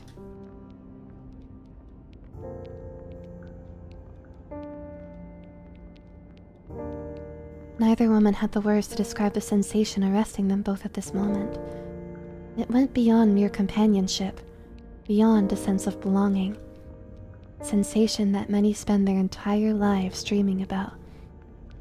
It wasn't something either had given much thought of until now. No, they were still not giving it much thought. For in that moment, with the frigid white storm raging outside their humble abode, warmth poured out from every fiber of their beings effortlessly, like this was always how things were meant to be. Delia extends her hand and Lux takes it, fingers interlocking, palms pressed together. The two stare in awe at each other's hands for a moment. A simple action they'd taken for granted in their journey has suddenly found itself with a new, more intimate context. Wordlessly, they stare at their hands, into each other's eyes, their hair, their smiles. They'd never taken it any farther with anyone before, but tonight, that was okay. What was already in front of them has already brought them indescribable amounts of joy, comfort, and something else. As night falls, the two take in each other's breath, each other's heartbeat, hoping, praying that this moment would never end.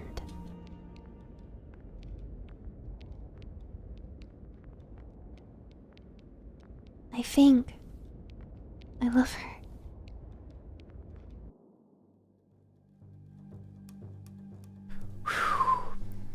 So, let me just be 100% sure about what I just saw. So they definitely you know, you know,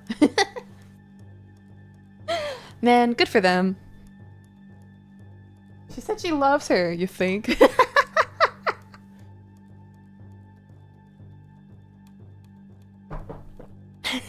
Two types of people. Oh yeah, 100%. Right, the vibes.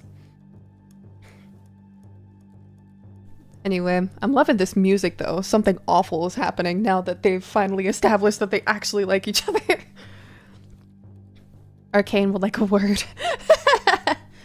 I haven't actually watched Arcane. I need to finish it at some point. I did start season 2. I should finish it. I can hear voices shouting in the distance. Where'd they go? Find the little bastards, they couldn't have gone far. The echoes of footsteps surround us. She holds me close. It'll be okay. It'll be okay. Oh, it's Lux. You'll make it out of this, I promise. I found something! Little buckers are hiding nearby. Flush them out! Suddenly I hear flames gushing out around me. They can't light the snow on fire, but the voices want us to burn. She takes a deep breath. Then another, then another.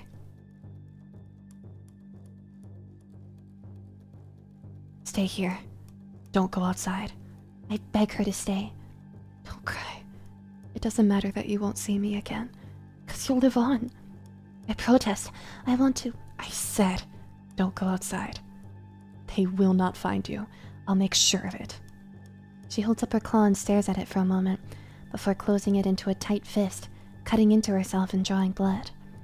I won't let them take you too. She turns her back to me. I yell something. She doesn't listen. She leaves the den. We've got one! Shit, she's right there! What are you doing? Burn her already! Flames rush out once more, and then one of the voices lets out a blood-curdling scream. "It's starting! She already bit into— Shut up and kill her already!"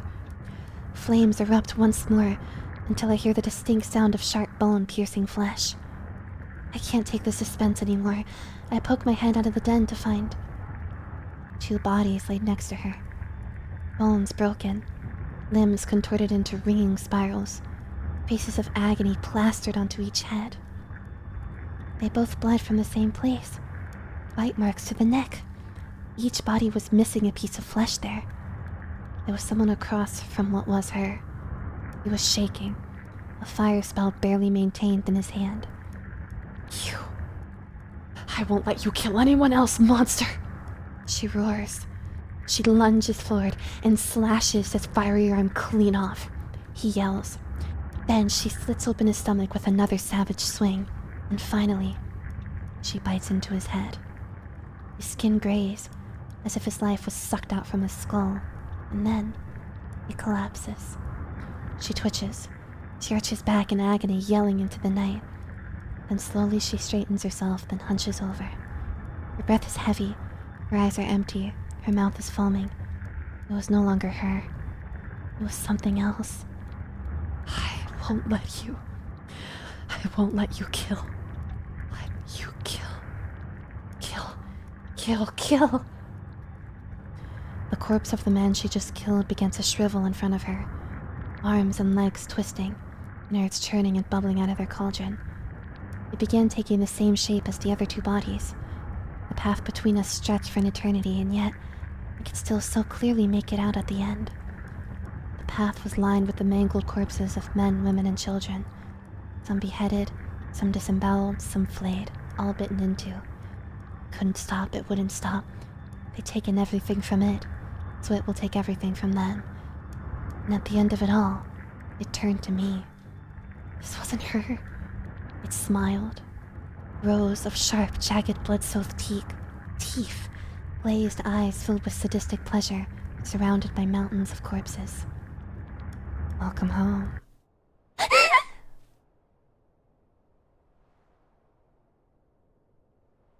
I'm out of breath and sweating profusely in spite of the cold weather. It was just a dream. Of Lux? Or was that someone else? All those bodies. Could Lux? No, it was just a dream. Lux couldn't do that. She doesn't have fangs or cat ears. But she does have claws. No, it couldn't be. Lux! Lux! Is she purring? Somehow my scream didn't wake her. I try shaking Lux awake when... Oh! Babes! Her hood falls off.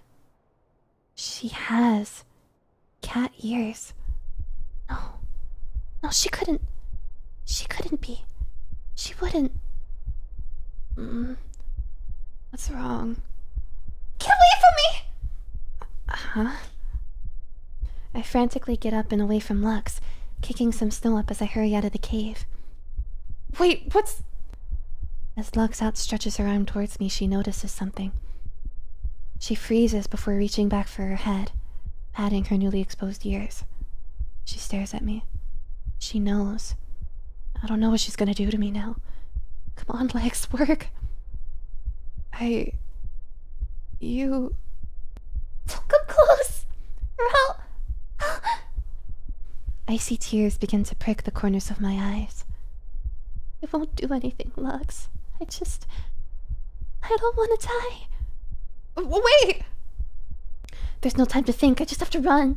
Don't look back. Just keep running. Just have to run. Keep running. This will be the last thing I do in this life. Run! Run!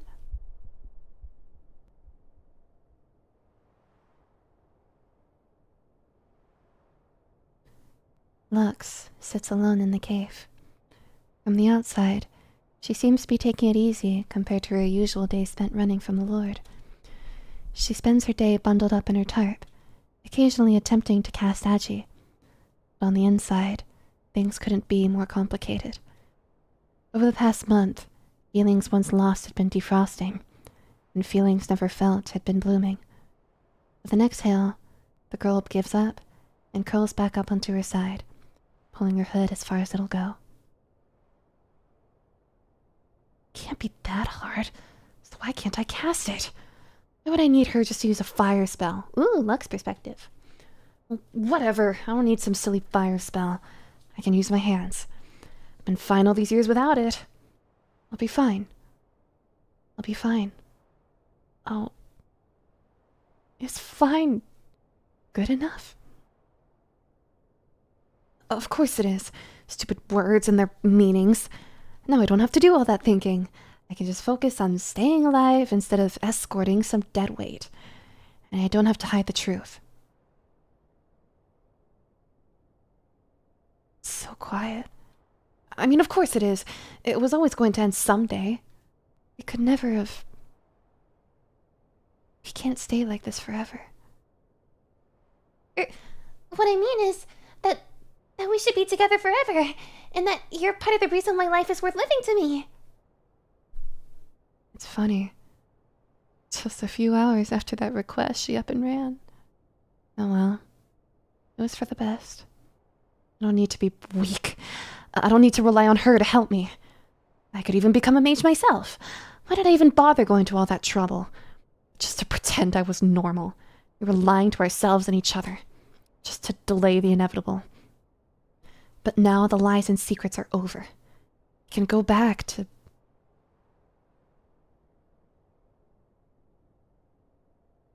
What was I doing before this? That time feels so long ago. I don't even remember. So what should I do? Well, I'm thirsty. Could start with water. If only I knew a water spell. No, I have a canteen in my backpack. I reach out and grab at my canteen. Empty. I could go out to gather some snow, melt it over a fire to purify it. It can wait. I don't feel like getting up now. Stop thinking about her! She was only using me. She only stayed with me because the alternative was death. Stop! I knew she was gonna find out eventually. Why did I bother getting close to her? Whatever. It's all over now. Back to the life I had before. It was a fine life. It was fine. Yeah. I'll be fine. I'll be fine.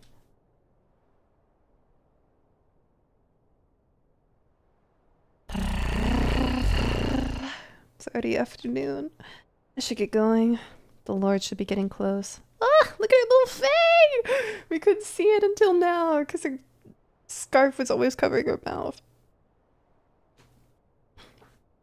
They'll get back together, I'm sure. If I leave now, I could easily get a head start on him.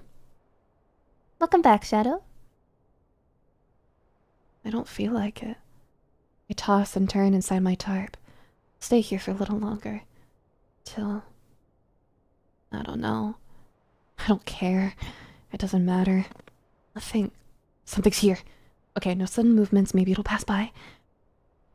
You're still here. My blood freezes, heats up, and freezes over again. I must be dreaming. Yes! Okay, You can do this, Delia. Lux! Could this be real? Aster, are you sure you're a fake cat girl? I'd say I'm pretty fake compared to, Lux. Did she come back? Why? Oh, where else could she have gone without me? We laughed so hard I was alone. I peel my head up from the ground and I face her. She looks cute without her hat. What do you want? For a moment I want to ask where her hat went, but I snuffed that thought out. I'm really sorry. My actions were completely disrespectful, especially to someone who's treated me so kindly. I want to do what I can to make up for my transgressions, so, no matter what it takes. And I hope that you'll be able to forgive me. We could, if you'd be so kind, continue traveling together. I guess this is what you meant by not wanting me to pry on your past. I'm really sorry. I didn't mean to, really. I know you're probably upset with me. Upset? Why would I be? You made your choice to leave. Probably the right one. I panicked! Whenever something has gone wrong, you've been there for me. So, when I saw those visions, I was scared of what I saw. I wanted your help as always, but I was too scared of how you'd react if you knew what I saw. The point is, I wasn't thinking clearly, but now I've made up my mind. My choice is to be with you. Right. You need your guide. No! I appreciate all that you've done. I know that it was selfish of me to even ask you to help me in the first place, but it's different now. I meant everything I said the last night we spent together. Do I have to keep being reminded of that? What could never be? Just go. I don't want to. I want to fix things. Something's telling me I have to talk to you. Have to be with you. Just hear me out, okay? I hate this. I hate having these feelings. My body's telling me to jump into her arms and beg her to stay with me. But at the same time, it takes everything to stop myself from screaming. Why can't she just go away? Before this gets harder. And why do I care so much? Damn it, I'm not weak. Why do you want me to go? Because I don't want you here. Because I ran away? It was a reminder of... A reminder of what? Will you cut it out already? I find myself on my feet. You're making this complicated. You don't want to be with me, and I don't care for you. Just go, like you were always going to. Liar. Nobody's ever listened to me as much as you do. And you're not the kind of person who would fake being kind. If anything, you've always faked being mean or indifferent. I know it's vain of me to say this, but I think you do care. And I really hurt you. Hurt? You think I'm a baby now? Did you just choose the moment I left to stop caring about the Lord? You've been the one who's been so worried, but now... Have you even left this cave? 'Cause I set up camp pretty close to here. I should have seen you. Besides, there should be footprints leading out of here if you did. Listen, it's not just myself I'm here for. I'm here for you. Shut up! You aren't here for me. Everyone leaves. That's how it works. You'll leave?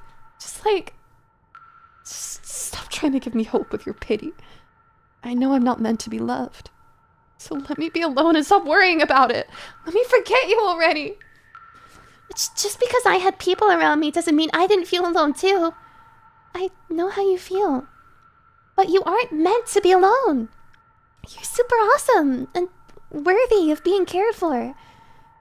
Maybe by someone better and more understanding than me, but by someone. But please, let me show you that I'll stay with you.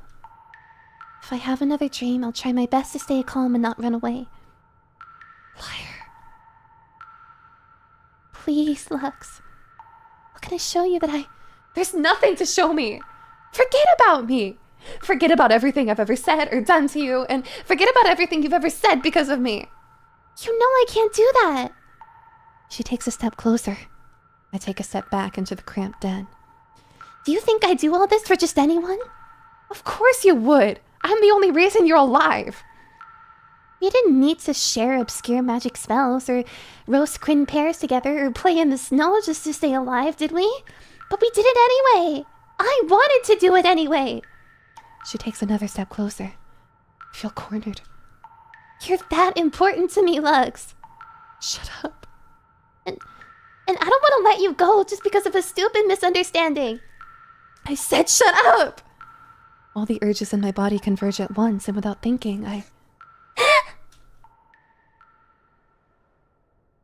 She falls to the ground. Her leg. She's bleeding. I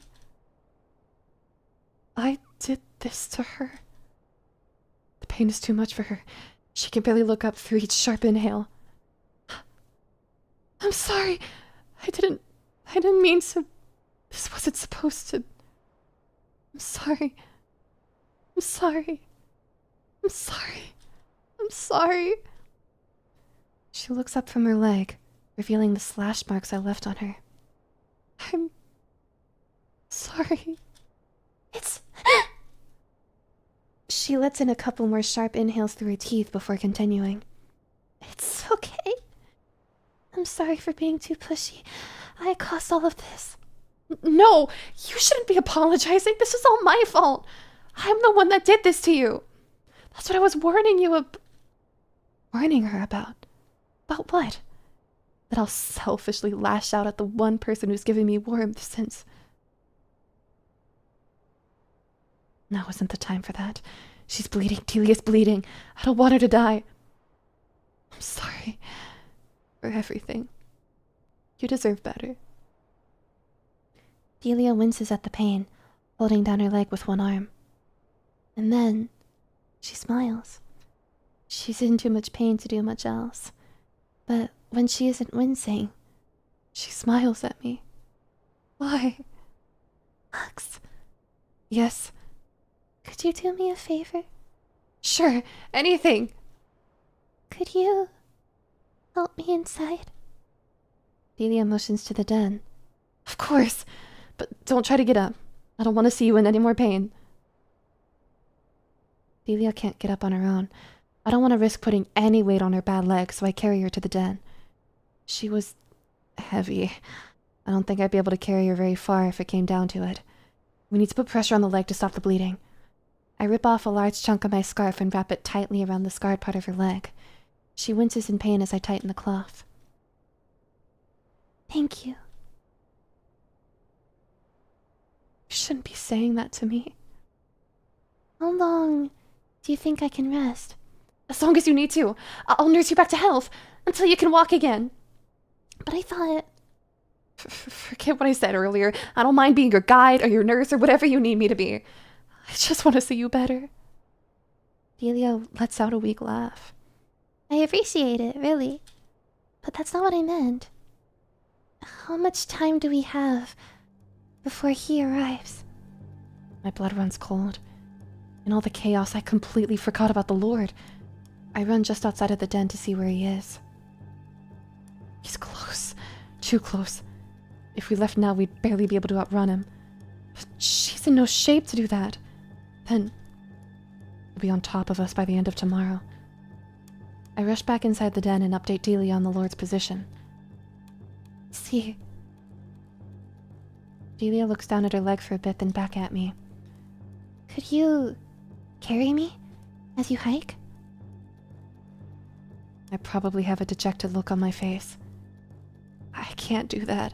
I'm not strong enough. I'm sorry. The gravity of the situation has finally settled in. Delia's going to die. The Lord will kill her. It's all my fault. Tears begin to form. I'm so sorry, Delia. I'm sorry. I'm sorry. Delia doesn't say anything. I'm on the ground, tears streaming down my face. I'm sorry. Please, I'm so sorry. She puts her hand on my back. I look up, stunned. I can't read her expression, but she's smiling.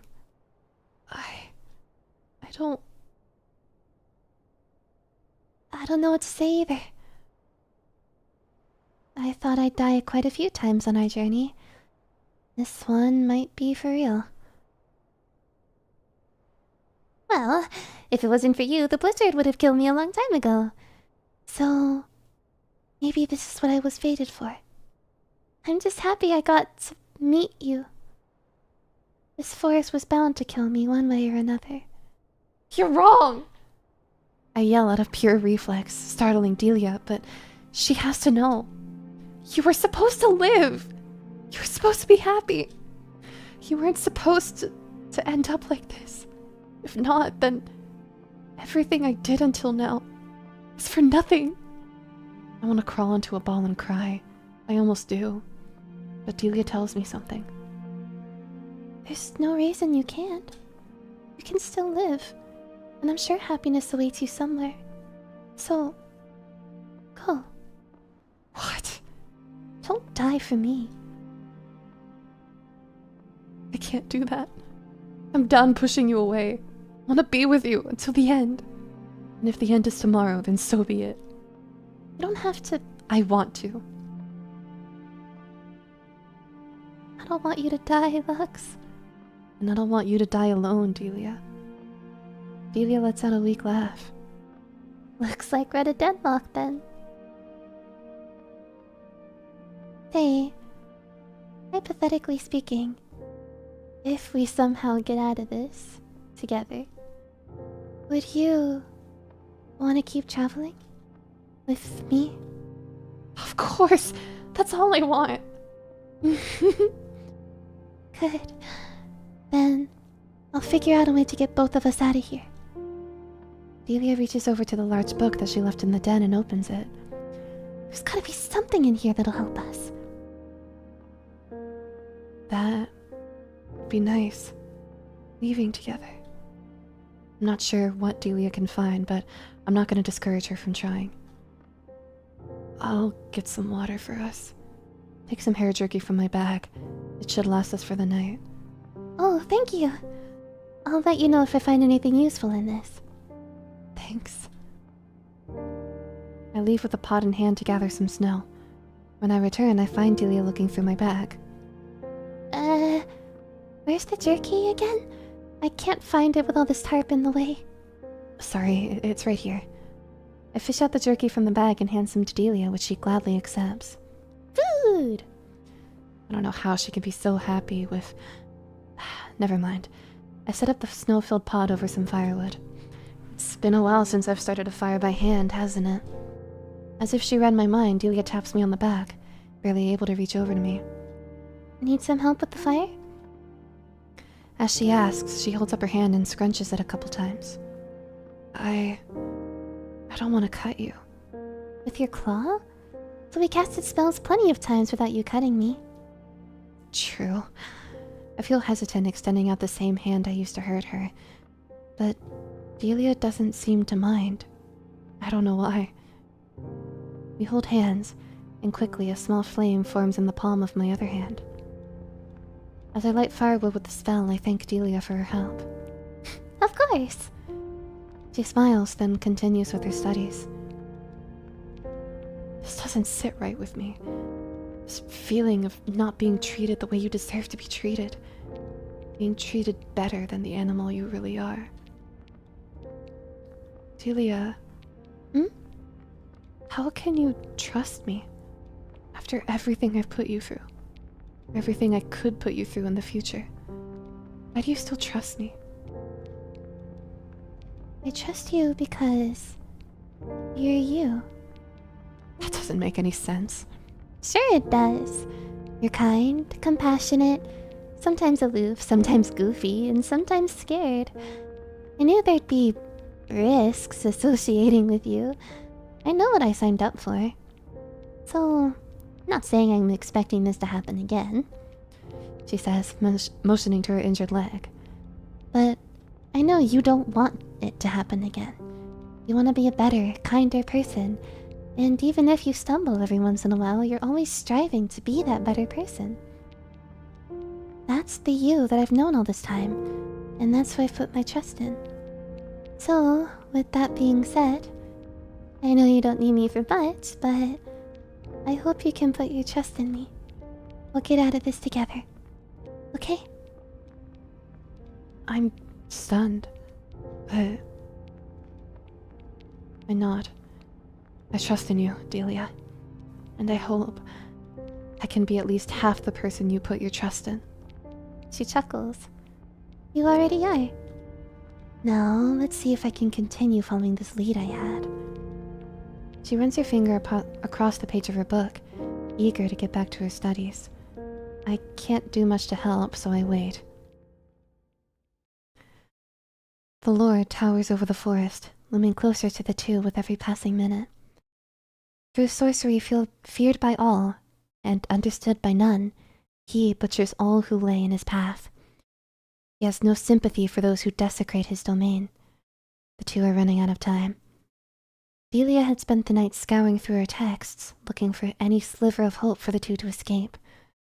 The two will need to make the most of this last day together, to find that piece of hope they wish to so desperately cling on to. Blah, blah, blah. Or else by sundown, they will be no more.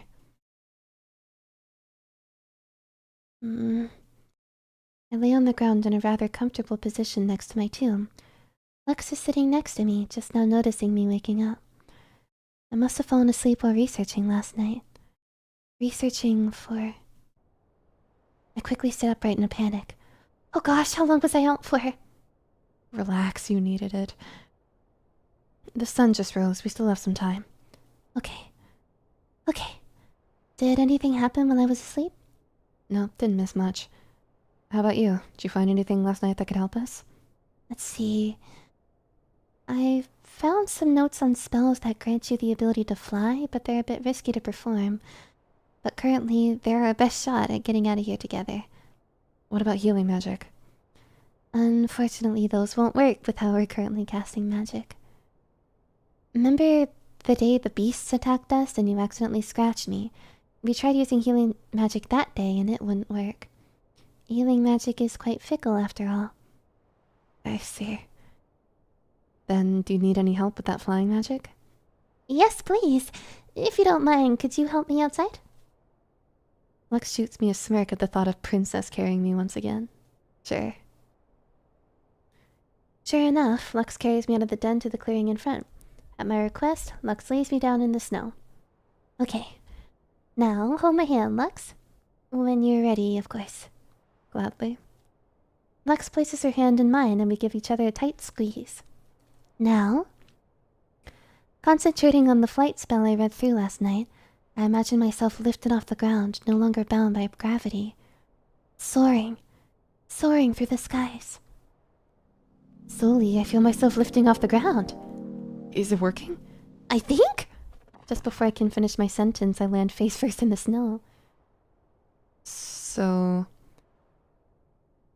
There looks to be a lot I still don't understand about flight magic, and unfortunately, my notes didn't cover these spells in much depth. Teleportation magic seems like a tempting alternative right now, but I have even less notes on those types of spells. Welcome in, Timothy Bell. If I were trying to vaporize myself, though, teleportation magic would be the way to go. Oh, frustrating. But hey, at least the sting of the snow isn't as painful when your leg feels like it's on fire. Silver lining. Are you okay? Should probably lift my face up from the snow already. Yes, I'm fine, relatively. But with that, I have exhausted all the leads I found in my research last night. If there's a way for us to both escape, the answer isn't in my tomb. No, what am I talking about? There is no if. Of course there's a way. Lux nods emphatically. But after a minute of silence, that reckless confidence between the two of us dissipates, as we realize we don't have many options left, if any. I'm guessing a splint won't help, given how close the Lord already is. Ah! Excuse me. Spending the day limping won't be enough to outrun him, right? Lux nods. Sadly. What even are our other options? Okay, don't despair, Delia. There's gotta be something you're missing. Think! How's my day? I'm playing this cute game. I'm having a good time. I don't think this is the best idea, but I have a suggestion. Oh, please, go ahead. What's on your mind? Well, it has to do with what you saw in your dream that day you left. At least what I think you saw. Oh. If it's too much, we don't have to talk about it now. No, please continue. Right. I'm guessing you saw someone that looked like me, only more feral.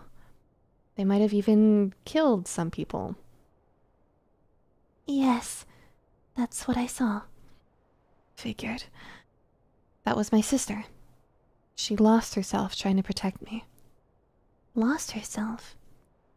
Lux rubs her hands together on her lap. Yeah, to our curse. The reason people fear us, and the reason you don't see many like me anymore. The curse allows creatures like me and my sister to fuse with anyone we bite into, losing our own souls as we turn into a new being.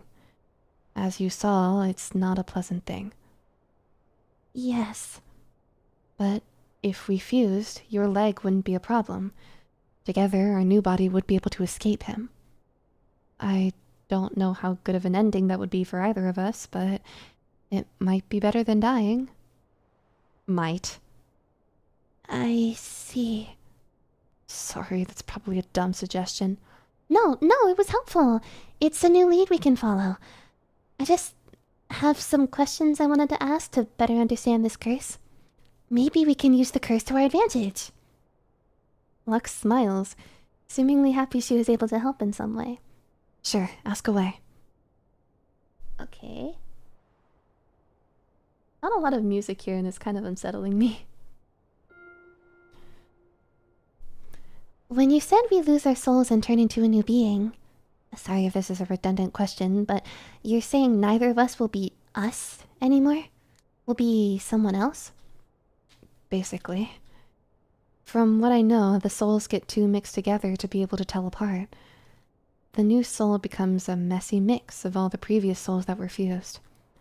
Wait, multiple souls can be fused into the one. That's what my sister ended up doing. Honestly, I don't know why she did it or if it was even her idea.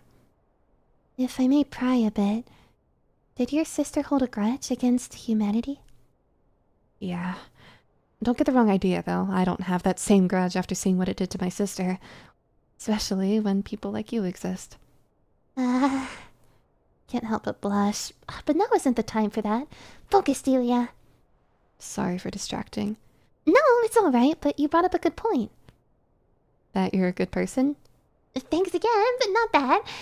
Your sister held a grudge against humans. She had a reason to go on a rampage. In my opinion, that's evidence that the whole soul, the one with the power to fuse, stays at least partially intact after the fusion. That goes against what my sister taught me. But you're right. She wouldn't have acted that way if all the souls of those humans were in control of that body. Being reminded of her sister's slaughter was an unpleasant shock. Lux can easily read my dejected expression and looks away in shame. Sorry. No, it's fine. You were just telling me the facts. Now, let's keep going. Oh my god. There's so much. Is biting the only way to fuse?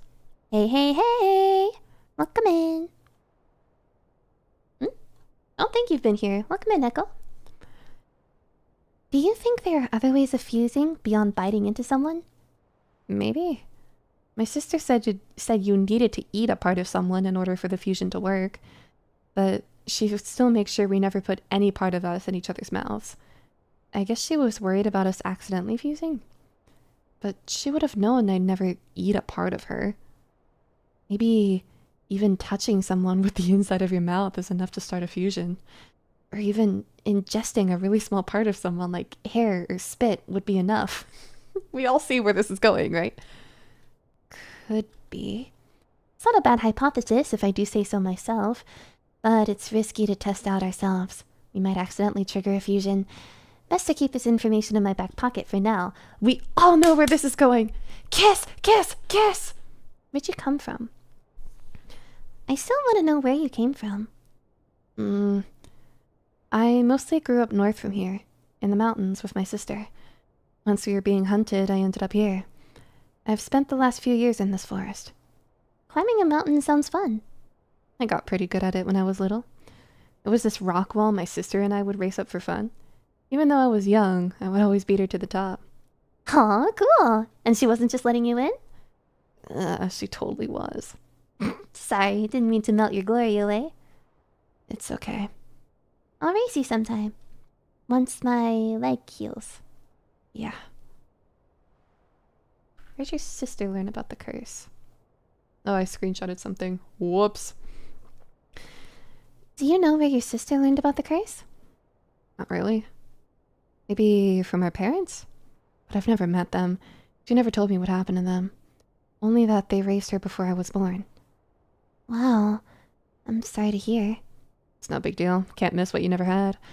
Anyway, my sister said the curse was ancient knowledge passed down to us. Whatever that means. And that's about all I know of where it came from.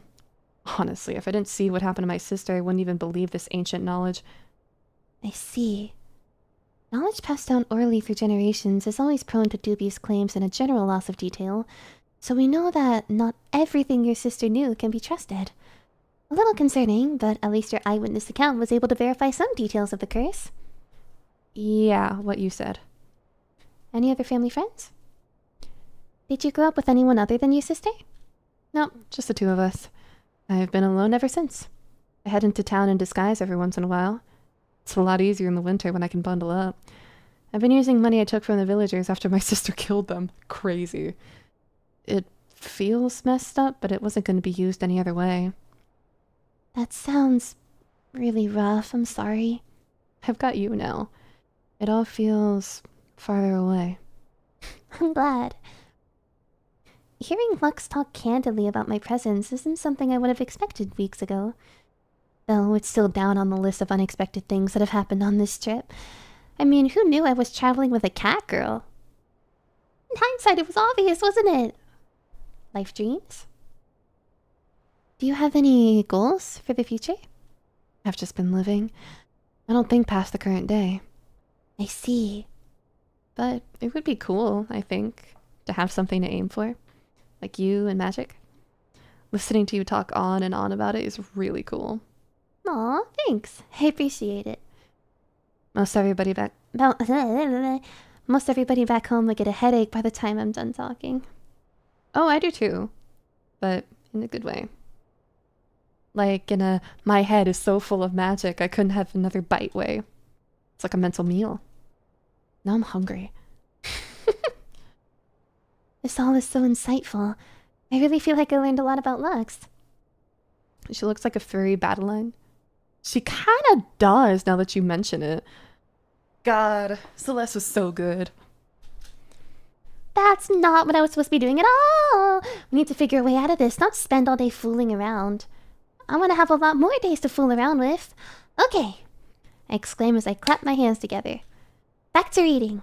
I'm going to give everything a once over now that I'm well rested and have a few more ideas. Good luck. Oh, that reminds me. Is there anything else you remembered about the curse that could come in handy? It's just a gut feeling, but I don't think the curse was always intended as a tool of destruction. There are easier ways of killing, you know. But whatever that original purpose was, no one remembers. I hope that helps. Well, it's a sign we might be going in the right direction. While I feel like I have a better understanding of the catfolk curse, I don't necessarily feel more confident in relying on it as a means of escape. I'll lose my current body infused into Lux's permanently, and there's a chance my soul will be mixed in with hers to the point where I no longer exist. Oh, and we might both go crazy. Still, it's better than dying. Probably. I'm likely taking a gamble here, but I don't believe this curse is the only known instance of souls fusing into one body. I might even have something related in my notes. The lure draws closer. Lux tells me we only have a few hours left. And I'm not sure if I have an answer for her, of how we'll escape together. But I turn to Lux, who's been waiting patiently by my side this whole time. A part of me is still surprised she's put her faith in me, a girl who studied magic for fun and is now using that hobby to put our lives on the line. But she's here now, trusting in me. The least I can do is show that her trust wasn't misplaced. I have an idea. Does it involve my curse? Yes. Lux shoots me a protesting look for a moment, but decides against saying anything. She only nods her head. It won't be nearly as bad as what happened to your sister. At least if my theory is correct. Theory? Yes. So, I read over some more modern studies in my notes about a hypothetical transfusion spell. One that's different from your curse in that both souls stay intact within the same body. They hypothesized that such a fusion would only be possible if both souls interface with each other in the same way. That is, both start the fusion spell with the exact same action. So, like, if they both bit each other? Exactly. So, my theory is, what if the same would apply to your curse? What if the underlying theory of fusion doesn't differ much between the ancient catfolk curse and what mages know now? If so, then if we both, I don't know, bit each other and... Wait, I don't think I can bite you. Well, that's not the point. If we interfaced the same way, then there's a chance our souls will remain intact after the fusion. I don't really know what that'll be like, sharing a body with you and all. Especially with no way to undo that fusion.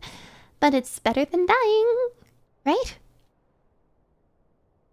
Lux doesn't look convinced. And what if you're wrong? What if we turn into a monster instead? Well, then I guess we turn into a monster. Sorry, I'm not really professional at this stuff.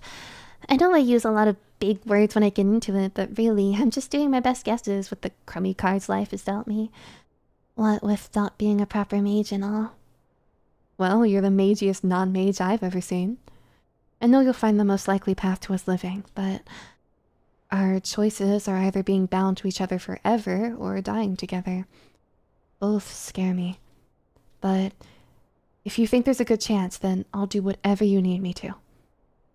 Also, if it works, what would it even feel like? No idea. Maybe it'll be fun. Fun? I mean, we've had plenty of fun just walking around. This isn't a joke. You'll spend the rest of your life with me. You're in this whole mess because I hurt you. I don't want to hurt you again, but I don't know what the future has in store. I don't want you to be around someone who could hurt you and put you through pain. I already told you. I know what kind of person you are, Lux. I know what I signed up for. Even if you end up hurting me or I hurt you, I know we won't try to hurt each other. Because I care too much for you. And I think you care a lot for me too. So what if I'm... Oh my god. Besides, there's nobody else I'd rather spend forever with. Forever. There it is again, that word. Sorry if that sounded too grandstandy. No, it sounded great. I know I'm not good with words, but I just want you to know that these days have been the best thing that's ever happened to me. Even with all the bad and the ugly parts, I wouldn't trade these days for the world. So, if this is what forever looks like, then couldn't be happier. Well... Lux tilts her head in mild confusion. Did I say something weird? No, you said something wonderful. It's just a lot. But I don't necessarily disagree. Spending forever with you sounds... Wonderful? Yes. Oh, CG! Lux inches closer to my side, then closer. There's a heat within me that she's kindling, whether she realizes it or not. No, that look in her eyes, she definitely realizes it. Simple hand in hers won't be enough now. She leans in closer and... I rest a finger on her chin, halting her in place. As much as I want to continue, if we do this now, we'll probably fuse together. And if my theory is wrong, we may never see each other again. Lux looks me dead in the eyes with utmost confidence. Then I'm glad you're the last thing I'll ever see. Yay!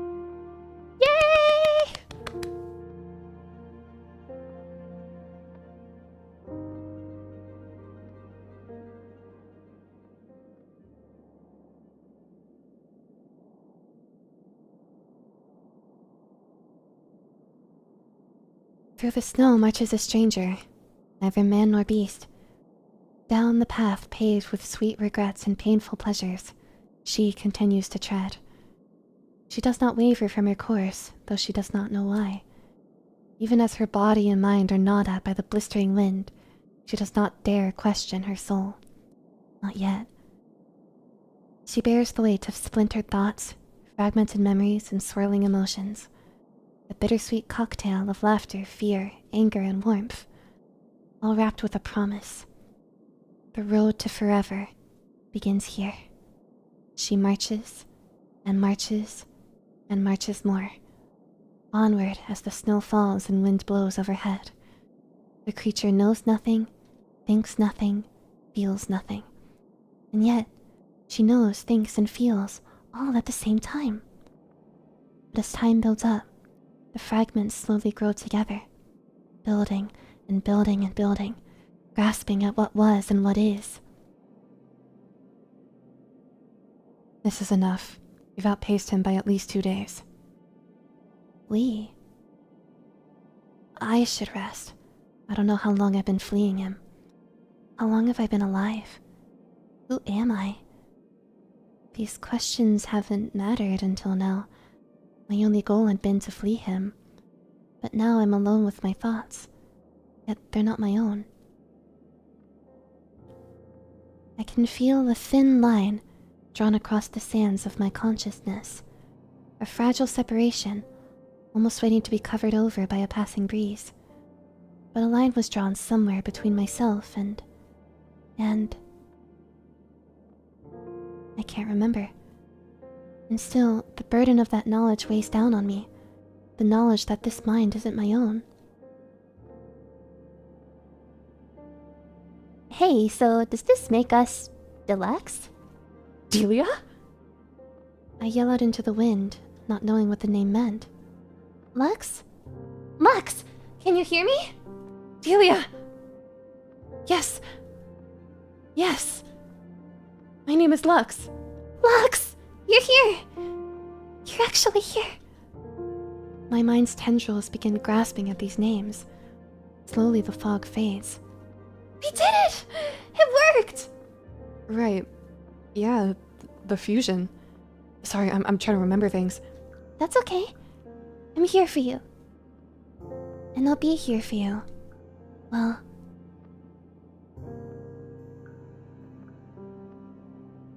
forever. Forever. I like that. How long have we been walking? I don't know. I wasn't really conscious for a while either. What's the last thing you remember? Well, we kissed? Right. That felt good. Good. Good. Hey, this might not be the right time to say it, but I love you. Love. So that's what this feeling is called. Yeah. I love you too. I'm glad. Really. Thanks for grabbing my tune. I hadn't even noticed. I guess I just knew I wanted it. Maybe we can do some magic research. I can still cast spells too. Is that what we're doing next? If you're interested. We can do whatever we want. I wish I could kiss you again. Well, with all we've done, we'll find a way. Yeah.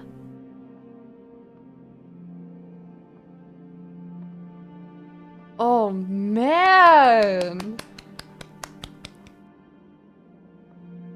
This one was a lot better than I thought it would be. I was like, you know, I need a game to stream. This one looks cute, but I wasn't expecting to enjoy it quite as much as I did. This was quite wonderful. Oh man. Applause. Can we get some applause in the chat? This was so good. I really enjoyed this. I like this one a lot.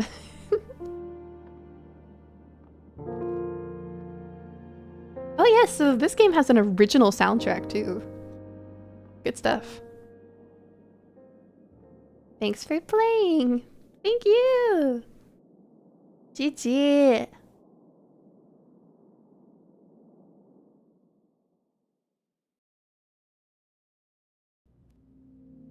Aw, and the title screen changed.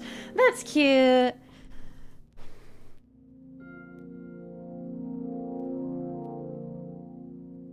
Extra. Oh, hello. And viewers like you. Yeah. Oh, wow, this is long. All right. Hey people, thanks for playing your game. As this is a jam submission, we don't have a whole ton of time to make this pretty or add a lot of features, but we wanted to add a little bonus menu, Dev Notes. This is my first published writing project in 3 years, and I'm really proud to have been able to work with such a great team. I honestly didn't expect to be as involved with the project as I ended up being. What started out as a simple request for story ideas turned into a full writing gig. Without the pay, of course. This is my first time writing a romance script, let alone a Yuri romance, so I spent some time studying romance stories to better understand the structure and flow of this genre. Once the story structure was finalized, Crim was a huge help in getting me through the many writer's blocks I had throughout the 3-week writing period we had. Writing can be painful sometimes, but many times it can be fun. I hope you enjoyed reading Delia and Lux's tale as much as I enjoyed writing them. 92 FM. I was surprised when I got approached to work on this project. I had half-heartedly thrown myself out there, expecting nothing to come of it, only to be sent an entire story outline catered to the style of my art not too long after. Working with the team to create a VN like this is a dream come true. Sometimes I wonder if I'm still dreaming. However, when I look at the work of everyone coalesced into one project, it all comes into perspective. I've been drawing since I was old enough to hold a crayon in my tiny hand. My whole life has been defined by one idea. I love creating art. I'll continue to create art until I die. Thank you for reading, and please continue to look forward to our future artistic endeavors. A.G. Cherry. See you later, Powder. When, in the course of human events, it becomes necessary for one people to dissolve and become fused with the cat girl, and to assume, among the powers of the earth, the separate and equal station to which the laws of nature and nature's god entitle them, a decent respect to the opinions of mankind requires that they should declare the causes which impel them to the union of their souls. Like, imagine. Who wouldn't fuse with a cat girl? I would. Plus, magic. Magic. Anyway, like and subscribe or something. I initially didn't have any plans to work on a jam project in the near future, especially in a more hands-on role, but when I stumbled across a post from Adri looking for a team, I was inspired by his art, and knew there was something special to be made. Coming into this winter of ours, I knew all the people I brought on were incredibly skilled. I wanted to use my coding to show the world that these people the way I see them, and put all their awesomeness on display. It's been years since I've gotten to read a script written by 92 FM, so getting to work with him on the writing was like seeing a phoenix's rebirth. As Adri is less experienced in game dev, I think I was able to put together a good system to focus on what he is experienced at. Drawing cute girls. Real. From the start, I've thought that the story would live and die by its sound design, and I knew with Flazium's music and sound effects we'd be able to bring this forest to life. Apologies to anyone I didn't bring up, I'm trying to keep this short, it is the longest one. I've had a blast grinding this out, and I can't wait for whatever's next. I hope you all enjoyed playing. If you have any questions or feedback, positive or negative, feel free to reach out. P.S. I smashed my foot against my bed and was unable to walk for 2 days while coding this, so now I feel like Delia. Lol. Crim Infinity. One developer be like, no, for real. Flacium made the music, if I remember properly. First character drawings. God, that looks so cool. These both look so awesome. I really dig this crayon style. Character designs. Traits I want to include. Oh my god, hold on. Simple yet iconic design, strong presence achieved through lots of stuff fluttering in wind. Hair, scarf, etc. Purple, blue pins, color scheme probably. Oh, pink! Warm clothes. Imagine her to be someone who's more stressed than she realizes, sharp eyes, cold stare, yet inexplicably melancholic in a way. Lonely. Maybe dark hair, light skin, eyes combo? A kind of design that relies heavily on the style of rendering, something that embodies the essence of my artwork in particular. Yeah. I feel like this, these character designs really shine specifically because of Adri's, art.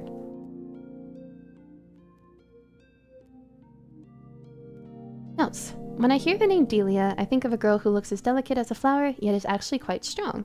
Since she has a comfortable life at home, I wanted her to look neat and clean. The perfectly cultivated image of someone's daughter. A daughter who won't pursue magic. A daughter who won't fall in love with another girl. A daughter who will become successful just like her family needs. Society's perfect girl. Misogyny. Of course, she ends up doing the opposite of that. I want her to be very bright and expressive, someone with a lot of feelings, someone who longs for a life where those feelings can fly free, untethered. I don't have particularly much in mind for her, aside from the beginning.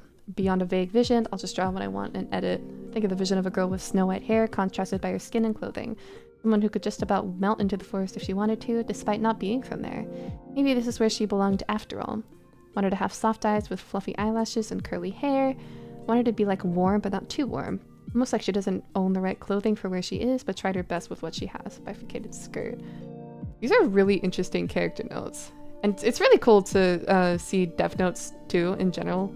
Obviously, I'm quite spoiled by Ebby's games, where Ebby always includes like dev notes and like her thought process behind like how she writes. But yeah, I really like this one.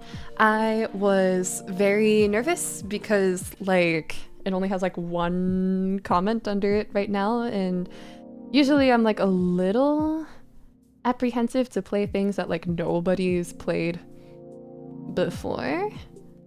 But I'm really happy that I gave this one a chance. The art style definitely drew me in, and obviously the fact that it's Yuri also really drew me in. Absolutely wonderful game, and I will be following this developer. I'm really excited to see more stuff from them. How did everybody else like the game? Digging this? Gorge?